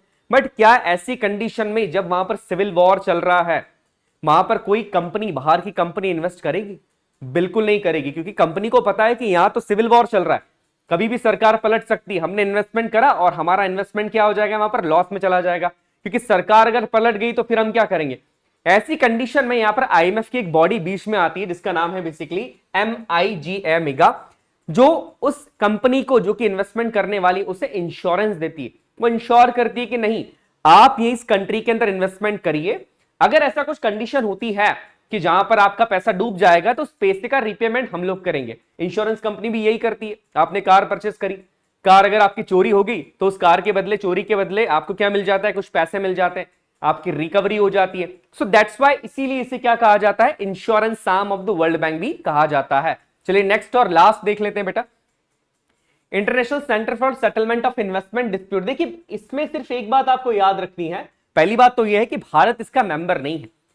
क्या होता है कि कई बार इन्वेस्टमेंट कई दो कंट्रीज ने करा है, किसी कंपनी ने किसी दूसरी कंट्री में इन्वेस्टमेंट कर दिया है, अब कोई डिस्प्यूट हो गए इन्वेस्टमेंट के बाद कंट्री के बीच में और कंपनी के बीच में, ऐसे डिस्प्यूट को सॉल्व करने के लिए यहां पर इस ऑर्गेनाइजेशन को बनाया गया है जिसका क्या नाम है बेटा, ICSID। और India is not a member, आपको याद रखना है। हम लोग जो है वो वर्ल्ड बैंक को हमारे इंटरनल मैटर के अंदर इंटरफेयर नहीं करने देते। अगर हम चाइना के साथ या रशिया के साथ कोई डील करते हैं तो वो हमारा बायलैटरल रिलेशन हो जाता है। हम जो है वो वर्ल्ड बैंक को नहीं बोलेंगे कि हमारे बीच में अगर कोई प्रॉब्लम हो रही है तो आप उस डिस्प्यूट को सेटल करो। ये चीज सही नहीं है, कहीं ना कहीं हमारी सोवर्जिनिटी के खिलाफ ये चीज आ जाती है। सो दैट्स व्हाई इंडिया यहां पर इसका मेंबर नहीं है, इस बात को आपको याद रखना है। चलिए नेक्स्ट कुछ पॉइंट्स देख लेते हैं। जैसा मैंने आपको बताया था कि IMF, इंटरनेशनल मॉनेटरी फंड, हर साल कुछ ना कुछ रिपोर्ट्स को जारी करता है। वैसे भी वर्ल्ड बैंक जो है वो कुछ स्पेशल रिपोर्ट्स को जारी करता है जिसके थ्रू वो इंटरनेशनल इकोनॉमी के स्टेटस को बताता है। अब ये रिपोर्ट्स कौन सी है एक बार हम देख लेते हैं। पहली रिपोर्ट यहां पर है वर्ल्ड बैंक डेवलपमेंट रिपोर्ट। ये रिपोर्ट्स के नाम याद रखिएगा क्योंकि क्वेश्चन पूछा जाता है, क्वेश्चन ये कई बार पूछ लिया जाता है कि इस रिपोर्ट को जो है वो कौन डिक्लेयर करता है, इस रिपोर्ट को कौन लेकर आता है, कौन सा ऑर्गेनाइजेशन इस रिपोर्ट को जारी करता है। सो दैट्स व्हाई जानना आपके लिए जरूरी है। तो पहला है world bank development report, next आपका ग्लोबल इकोनॉमिक प्रोस्पेक्टस, ये भी एक रिपोर्ट आती है ग्लोबली जितनी भी इकोनॉमिकल कंट्री होती है, जितनी भी ग्लोबल इकोनॉमी है, वर्ल्ड इकोनॉमी है, उसके अंदर क्या क्या चेंज आ रहे हैं, इसके लिए इस रिपोर्ट को जारी किया जाता है। नेक्स्ट आता है जो बड़ी इंपॉर्टेंट रिपोर्ट है, जो आपको याद रखना है क्योंकि इसका क्वेश्चन कई बार वेरियस गवर्नमेंट एग्जाम्स में, इवन यूपीएससी सीएससी में भी पूछा गया है, सिविल सर्विसेज एग्जाम्स में भी पूछा गया। तो यहां पर ये रिपोर्ट है बेटा डूइंग बिजनेस रिपोर्ट, जिसको बेसिकली हम ease of doing business report के नाम से जानते हैं, बट रिपोर्ट वो डूइंग बिजनेस रिपोर्ट ही होती है, उसके आगे ease of doing business report लगा देते हैं। जैसे 2020 के अंदर भारत की जो रैंकिंग है, इंडिया की जो रैंकिंग है वो 63rd आई थी ease of doing banking report के अंदर। याद रखिएगा, है ना, करंट की चीज है तो पता होना चाहिए थोड़ा सा आपको। नेक्स्ट एक रिपोर्ट होती है ग्लोबल फाइनेंसिंग डेवलपमेंट रिपोर्ट। ये जो ग्लोबल फाइनेंसिंग डेवलपमेंट रिपोर्ट है ये भी वर्ल्ड बैंक इशू करता है। तो वर्ल्ड बैंक जितनी भी मेजरली रिपोर्ट्स को इशू करता है वो सारी रिपोर्ट्स यहां पर मैंने आपको बता दी है। चलिए नेक्स्ट आगे देखते हैं बेटा। नेक्स्ट अगर एक और इंटरनेशनल ऑर्गेनाइजेशन है, फाइनेंशियल ऑर्गेनाइजेशन है, ये अगर मैं बात करूं एक इंपॉर्टेंट बैंक है जिसका नाम है एडीबी, एशियन डेवलपमेंट बैंक। देखिए इसके कुछ फैक्चुअल पॉइंट्स है। फाउंडेशन ईयर की बात की जाए तो 19 दिसंबर 1966 के अंदर एशिया को डेवलप करने के लिए, एशियन रीजन को डेवलप करने के लिए, क्योंकि हो ये रहा था कि जो वर्ल्ड बैंक है, जो आईएमएफ है, उनका फोकस बहुत ज्यादा एशिया पैसिफिक रीजन पे नहीं होता था। तो एशिया पैसिफिक रीजन को डेवलप करने के लिए एडीबी की स्थापना की गई थी। इसका फाउंडेशन ईयर क्या है? 1966, 19 दिसंबर। इसके हेडक्वार्टर की बात की जाए तो मनीला फिलीपींस के अंदर इसका हेडक्वार्टर है। याद रखिएगा, हेडक्वार्टर आपको याद रखना है। हेडक्वार्टर कहां है इसका? मनीला फिलीपींस के अंदर एडीबी का हेडक्वार्टर है। नेक्स्ट अगर मैं बात करूं कि इसके प्रेसिडेंट कौन है, प्रेसिडेंट कौन है? मस्तग्यू अशाकावा, ये इसके करंट प्रेसिडेंट है। और अगर टोटल मेंबर्स की बात की जाए तो यहां पर 68 टोटल मेंबर कंट्रीज है एडीबी की। इंडिया की पास जो मेंबरशिप है वो 1966 से, दैट मींस जब एशियन डेवलपमेंट बैंक बन रहा था या जब एशियन डेवलपमेंट बैंक बना तब से ही इंडिया इसका फाउंडिंग मेंबर है ना। तो देखिए एशिया के डेवलपमेंट में इंडिया का भी एक बहुत बड़ा हाथ रहा है, हमारे देश का बहुत बड़ा हाथ रहा है। आईएमएफ के अंदर हम फाउंडिंग मेंबर्स रहे हैं, वर्ल्ड बैंक के अंदर रहे हैं, और अब यहां पर देखिए एडीबी के अंदर भी रहे। करंट के अंदर हुआ यह था कि जब कोविड-19 की सिचुएशन आई थी तो शुरुआती तौर पे एक बार एडीबी ने हमें $2.2 बिलियन का लोन अप्रूव किया था फॉर फाइट अगेंस्ट कोरोना, और अभी उसके बाद भी यहां पर 1.5 बिलियन का जो लोन है वो फिर से कोविड-19 सिचुएशन से फाइट करने के लिए फिर से एडीबी ने अप्रूव किया था। तो एडीबी के कुछ फैक्चुअल पॉइंट्स से, एशियन डेवलपमेंट बैंक के कुछ फैक्चुअल पॉइंट्स से वो आपको थोड़ा सा यहां पर याद रखने हैं। चलिए नेक्स्ट पॉइंट देख लेते हैं बेटा। नेक्स्ट पॉइंट की अगर बात की जाए यहां पर, नेक्स्ट दूसरा ऑर्गेनाइजेशन है हमारा सार्क। सार्क एक इंपॉर्टेंट ऑर्गेनाइजेशन है। सार्क का फुल फॉर्म आपको याद रखना है। देखिए नाम से क्लियर है, south Asian association for regional corporation. South Asia के जितने भी कंट्रीज हैं, मेजरली हम यहां पर डेवलपिंग नेशंस की बात कर रहे हैं, उनके बीच में एक रीजनल कॉर्पोरेशन बना रहे हैं, रीजनल बैलेंस बना रहा है, रीजनल कह सकते हैं कि रिलेशंस बने रहे, इसलिए सार्क की स्थापना की गई थी। भारत, इंडिया भी सार्क का एक बहुत इंपॉर्टेंट मेंबर है। देखिए यहां पर हुआ यह है कि 1985 के अंदर ढाका बांग्लादेश के अंदर इसका एस्टेब्लिशमेंट किया गया था। ढाका बांग्लादेश के अंदर सार्क का एस्टेब्लिशमेंट किया गया। हेडक्वार्टर ढाका बांग्लादेश में नहीं है, इसका एस्टेब्लिशमेंट किया गया था। जब इसको एस्टेब्लिश किया गया था वो ढाका बांग्लादेश के अंदर किया गया था। इसके हेडक्वार्टर की मैं बात करूं सार्क के, तो एक काठमांडू नेपाल के अंदर है। इस बात को याद रखिएगा, नेपाल के अंदर सार्क का हेडक्वार्टर है। हेडक्वार्टर्स पूछे जाते हैं। नेक्स्ट अगर बात की जाए कि कितनी मेंबर कंट्रीज इनिशियली थी, शुरुआती तौर पे इसमें 7 कंट्रीज थी। आगे उन 7 कंट्रीज के नाम हम देखेंगे, इंडिया भी इंक्लूड है इसमें, पाकिस्तान भी यहां पर है ना। तो शुरुआती तौर पे यहां पर 7 कंट्रीज थी, बट बाद में हुआ ये कि अफगानिस्तान भी सार्क का मेंबर बना। और आज की अगर बात की जाए तो आज सार्क के अंदर 8 कंट्री है। लेटेस्ट जो मेंबर है हमारा, लास्ट मेंबर, वो अफगानिस्तान है, जो 2007 में सार्क का मेंबर बना था। लास्ट समिट सार्क का अगर बताया जाए तो 2014 में हुआ था, जो प्रॉपरली ऑर्गेनाइज किया गया था। और इसके बाद 2016 में भी एक समिट होने वाला था। आपको याद हो कि पाकिस्तान के अंदर ये समिट होने वाला था 2016 के अंदर, बट उसी समय हमारे देश पर उरी के अंदर जो अटैक हुआ था ना, हमारे देश के बहुत सारे जवानों ने अपना बलिदान दे दिया था आपके और मेरे लिए।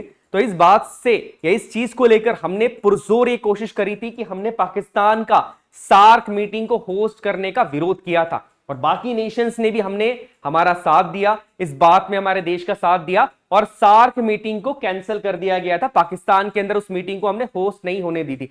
ये हमारी एक डिप्लोमेटिक विन था कि डिप्लोमेटिकली इंटरनेशनल प्लेटफॉर्म पे हम कितने ज्यादा कंट्री को इन्फ्लुएंस कर सकते हैं। पाकिस्तान की कोई वैल्यू नहीं है इंटरनेशनल प्लेटफॉर्म के अंदर ऊपर, ये सभी जानते हैं, और ऐसी चीजें करके हम अपने पावर को तो शो करते हैं और पाकिस्तान को उसकी वैल्यू भी बता देते हैं कि बेसिकली वो नेशन कहां पर, क्या आप कह सकते हैं कि आप बेसिकली वो नेशन जो है वो किस जगह से बिलोंग करता है, कहां पर है वो नेशन इंटरनेशनल प्लेटफॉर्म के ऊपर। चलिए नेक्स्ट देख लेते हैं पॉइंट।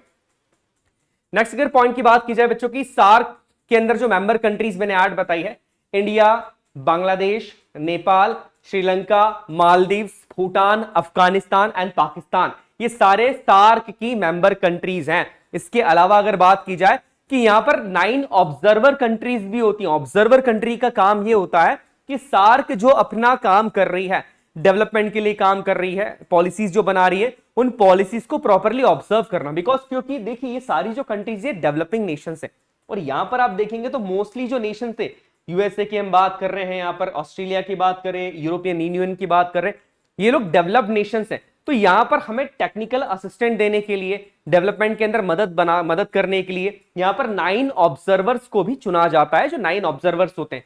नेक्स्ट अगर पॉइंट की बात की जाए बच्चे, तो नेक्स्ट हमारा एक इंपॉर्टेंट ऑर्गेनाइजेशन है बिम्स्टेक। बिम्स्टेक की बात की जाए, नाम से ही क्लियर हो जाएगा आपको, Bay of Bengal initiative on multi sector technical and economical corporation. Bay of Bengal से होते हुए जितने भी नेशंस जाते हैं, मैं इंडिया की बात नहीं कर रहा हूं, इंडिया तो आएगा ही, आप बे ऑफ बंगाल जब आप नक्शा देखेंगे वहां पर, तो देखिए वहां पर बहुत सारे नेशंस यहां पर है बे ऑफ बंगाल के अंदर। जैसे अगर यहां पर बात की जाए कि यहां पर फाउंडेशन डेट है 1997, जो कि बैंकॉक डिक्लेरेशन के अंदर जो है यहां पर बिम्स्टेक को फाउंड किया गया था। अगर बात की जाए हेडक्वार्टर की, तो ढाका बांग्लादेश के अंदर इसका हेडक्वार्टर है। टोटल मेंबर्स आप देखेंगे तो टोटल 7 मेंबर्स हैं बिम्स्टेक के अंदर। ये मेंबर्स कौन से हैं एक बार नाम देख लेते हैं। देखिए यहां पर क्या है, साउथ एशिया से तो कौन कौन से मेंबर्स हैं हमारे, बांग्लादेश, भूटान, इंडिया, नेपाल, श्रीलंका, और जो साउथ ईस्ट एशिया है, साउथ ईस्ट एशिया से भी हमारे 2 नेशन से, आपने जियोग्राफी पढ़ी होगी तो यहां पर आपको पता होगा कि एशिया कौन सा आ रहा है, साउथ ईस्ट एशिया कौन सा आ रहा है। तो साउथ ईस्ट एशिया से 2 नेशन से हमारे, म्यांमार और थाईलैंड। तो टोटल यहां पर कितने मेंबर्स हैं, 7 मेंबर्स हैं। हर बार यहां पर चेयरमैनशिप दी जाती है किसी कंट्री को, तो अभी जो चेयरमैनशिप है वो किसके पास है, बिम्स्टेक की श्रीलंका के पास है। याद रखिएगा, फैक्चुअल चीजें आपको थोड़ा सा याद रखना है। सेक्रेटरी जनरल की बात की जाए तो तेंजिन लेकली, ये भूटान के हैं और ये अभी बिम्स्टेक के सेक्रेटरी जनरल हैं। ये करंट की चीजें हैं, आपको याद रखनी है थोड़ी सी। चलिए बेटा नेक्स्ट पॉइंट की अगर बात की जाए, देखिए 17 बिम्स्टेक मीटिंग जो है वो 1 अप्रैल 2021 को हेल्ड हुई थी। चेयर किसने करा था, श्रीलंका ने इसको चेयर किया था।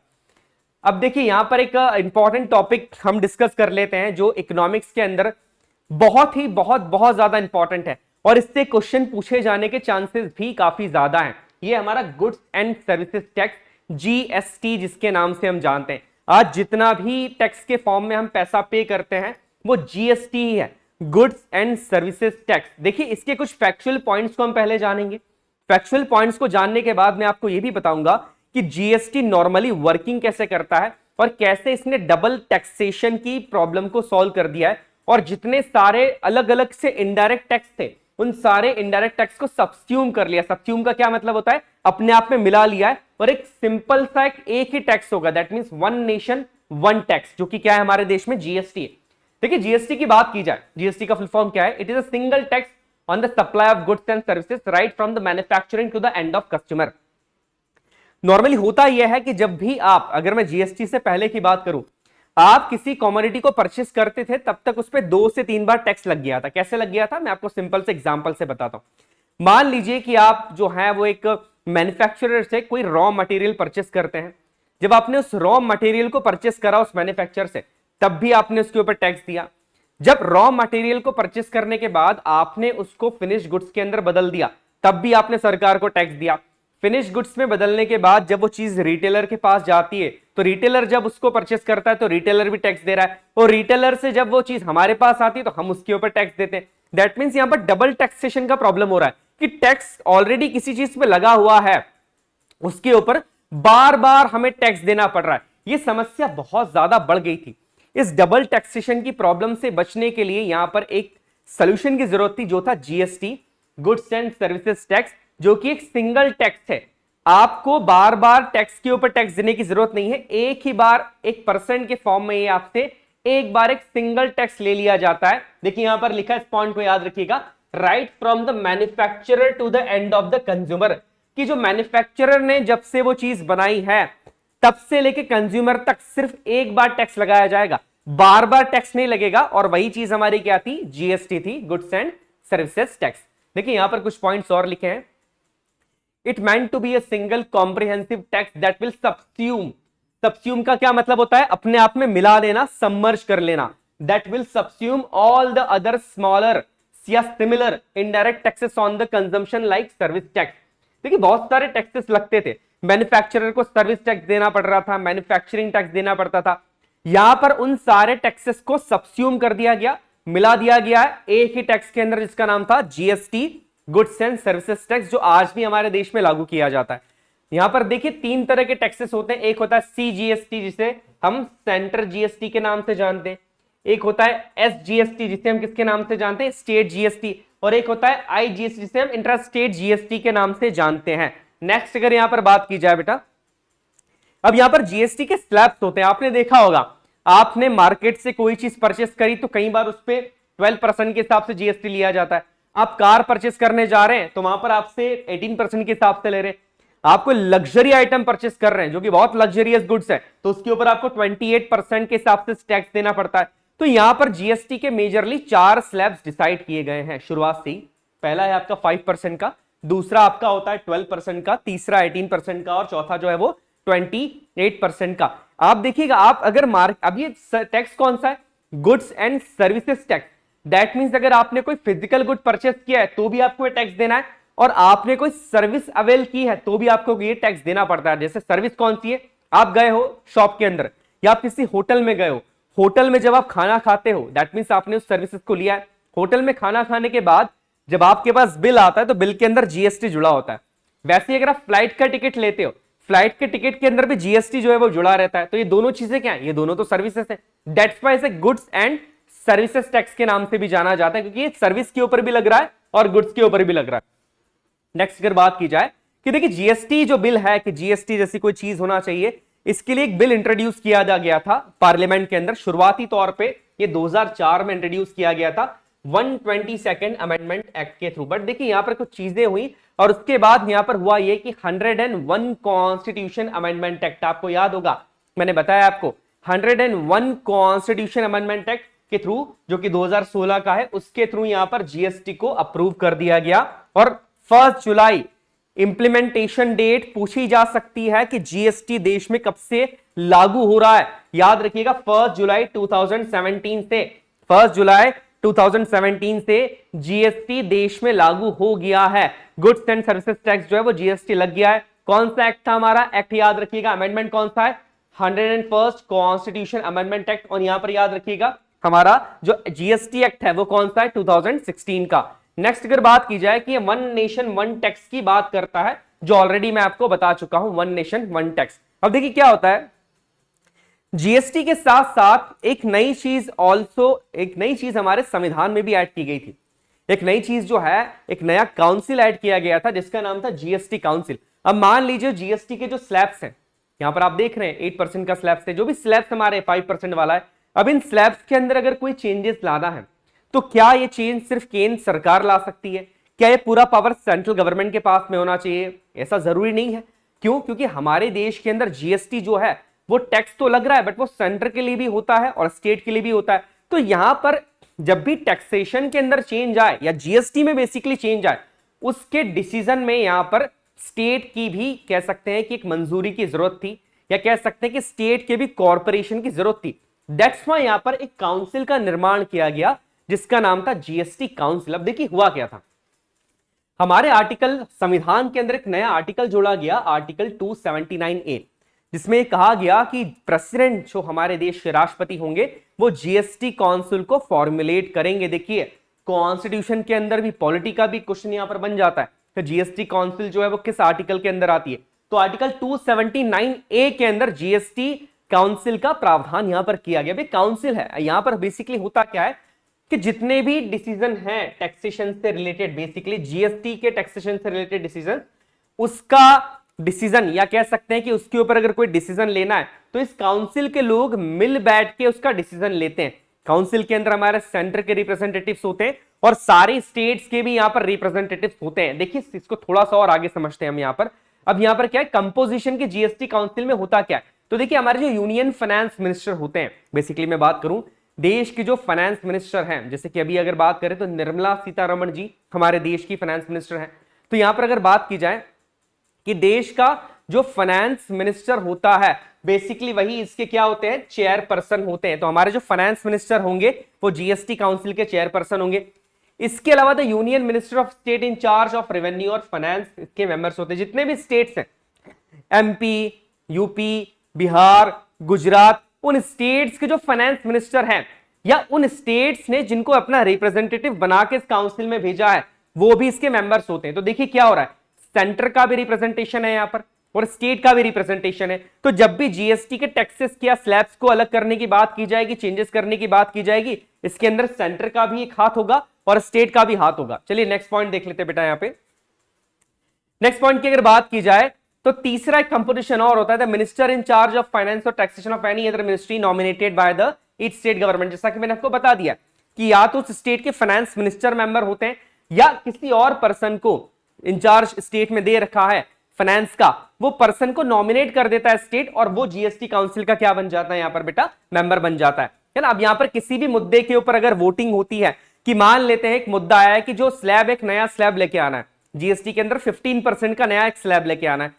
अब इस मुद्दे के ऊपर जो डिसीजन लिया जाता है वो वोटिंग के थ्रू लिया जाएगा, जिसके अंदर मेजरली सेंटर का 1/3% वोटिंग राइट्स होते हैं और स्टेट के जो वोटिंग राइट्स होते हैं वो 2/3% होते हैं और मेजॉरिटी में से बेसिकली यहां पर डिसीजन लिया जाता है। ऐसा नहीं होता है कि सेंटर ने बोल दिया तो वो चीज हो ही जाएगी।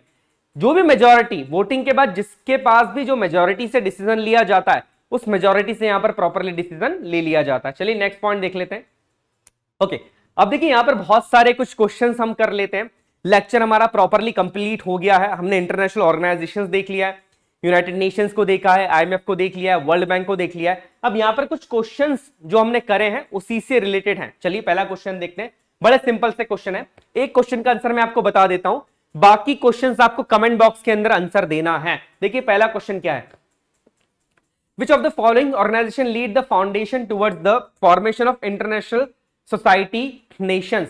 दैट मींस यहां पर किसकी बात कर रहे हैं, ये कह रहे हैं कि कैसा वो कौन सा ऑर्गेनाइजेशन था जिसने यूनाइटेड नेशंस की नींव रखी थी। मैंने बताया आपको, जब मैं यूनाइटेड नेशंस बता रहा था तो बीच में एक छोटा सा पॉइंट मैंने डिस्कस किया था, उसी के ऊपर ये क्वेश्चन बना है। देखिए ऑप्शंस क्या है, United Nations, international UN federation, league of Nations या नन ऑफ द अबव। बताइएगा यहां पर कौन सा है, किसने यूनाइटेड नेशंस की नींव रखी या किसने इंटरनेशनल सोसाइटी नेशंस की नींव रखी थी। इसमें से किस ऑर्गेनाइजेशन ने, कौन सा ऑर्गेनाइजेशन सबसे पहले बना था, बताइएगा इसका आंसर। नेक्स्ट क्वेश्चन देख लेते हैं, विच of the following place is the headquarter of IMF. International monetary fund का हेडक्वार्टर क्या है, बड़ा सिंपल सा है ना, ऑप्शन भी बड़े सिंपल है, Geneva, Paris, Washington DC and Japan. बताइएगा इसका आंसर क्या है। नेक्स्ट क्वेश्चन देख लेते हैं बेटा, how many permanent members are there in the security council. Security council में कितने परमानेंट मेंबर्स होते हैं, बहुत इजी क्वेश्चन है। लेक्चर अगर आपने देखा है तो इस क्वेश्चन का आंसर आप जरूर दे पाएंगे कि सिक्योरिटी काउंसिल के अंदर मेजरली कितने परमानेंट मेंबर्स होते हैं। टेम्पररी नहीं पूछ रहे हैं, परमानेंट मेंबर्स कितने होते हैं ये पूछ रहा है। नेक्स्ट अगर बात की जाए, which of the following tax have been subsumed in GST. GST के अंदर कौन से टैक्स सब्स्यूम हो गए थे, मैंने कहा था जितने भी इनडायरेक्ट टैक्स थे वो सब्स्यूम हो गए थे, जिसके अंदर क्या आता था, सेंट्रल सेल टैक्स भी इसके अंदर आता था, सेंट्रल एक्साइज ड्यूटी भी आती थी और वेट भी आता था। वेट का क्या मतलब था, वैल्यू एडेड टैक्स। तो ये सारे टैक्सेस को सब्स्यूम कर दिया गया, मिला दिया गया और एक टैक्स बनाया गया, वो क्या था हमारा जीएसटी। तो इसका आंसर क्या हो जाएगा, option D is the right answer. चलिए नेक्स्ट क्वेश्चन देख लेते हैं, Who will notify the rate of tax to be levied under CGST Act? ये कौन बताएगा आपको कि कितना रेट ऑफ इंटरेस्ट लिया जा रहा है, कितना रेट लिया जाता है रेट्स कौन डिसाइड करता है कि सीजीएसटी सेंट्रल जीएसटी के अंदर कितना रेट्स के ऊपर टैक्सेस लिए जाएंगे? मैंने बताया है अभी आपको, ऑप्शन क्या है यहां पर, central government, state government, GST council और लास्ट है ऑल द अबव। अब लास्ट क्वेश्चन यहां पर देख लेते हैं, विच of the following is not the main organ of the UNO, United Nations organisations का मेन ऑर्गन कौन सा नहीं है? हमने देखे थे यहां पर उसके टोटल 6 ऑर्गन्स है, इसमें से कौन सा यूनाइटेड नेशंस का मेन ऑर्गन नहीं है? देखिए ऑप्शंस क्या क्या है यहां पर, General Assembly, Security Council, Trusteeship Council और last United Nations Education, Scientific and Cultural Organisation. देखिए बड़े सिंपल से क्वेश्चंस थे यहां पर, हम लोगों ने आज सारे के सारे इंटरनेशनल अफेयर्स या कह सकते हैं कि इंटरनेशनल जितने भी फाइनेंशियल ऑर्गेनाइजेशंस हैं उनको कंप्लीट करा है। जीएसटी को बिल्कुल ब्रीफ के अंदर हमने समझा ना, क्योंकि क्रैश कोर्स चल रहा है अभी, बहुत डिटेल में हम नहीं समझ सकते, इंपॉर्टेंट पॉइंट्स को समझना यहां पर जरूरी था, तो वो हमने जीएसटी के समझ लिए हैं। आई होप आपको सारे ऑर्गेनाइजेशंस प्रॉपर्ली समझ में आएंगे। बच्चों आप ऐसी मेहनत करते रहिए, आप बिल्कुल मत घबराइए, आपका एनडीए का एग्जाम बिल्कुल करीब आ चुका है। अपनी मेहनत को इसी तरीके से करते रहिए, जरा सा भी अब रेस्ट मत करिए, क्योंकि अब रेस्ट करने का टाइम नहीं है। अगर अभी रेस्ट कर लिया तो आप अपने सपने से बहुत पीछे हो जाएंगे, और अभी भी देर नहीं हुई है, देर कभी भी नहीं होती है। आपको मन में विश्वास होना चाहिए कि आप इस एग्जाम्स को एक बार में क्लियर कर सकते हो, तो आप बिल्कुल क्लियर कर लीजिए। चलिए बच्चों इसी तरह से मेहनत करते रहिए, तब तक के लिए जय हिंद।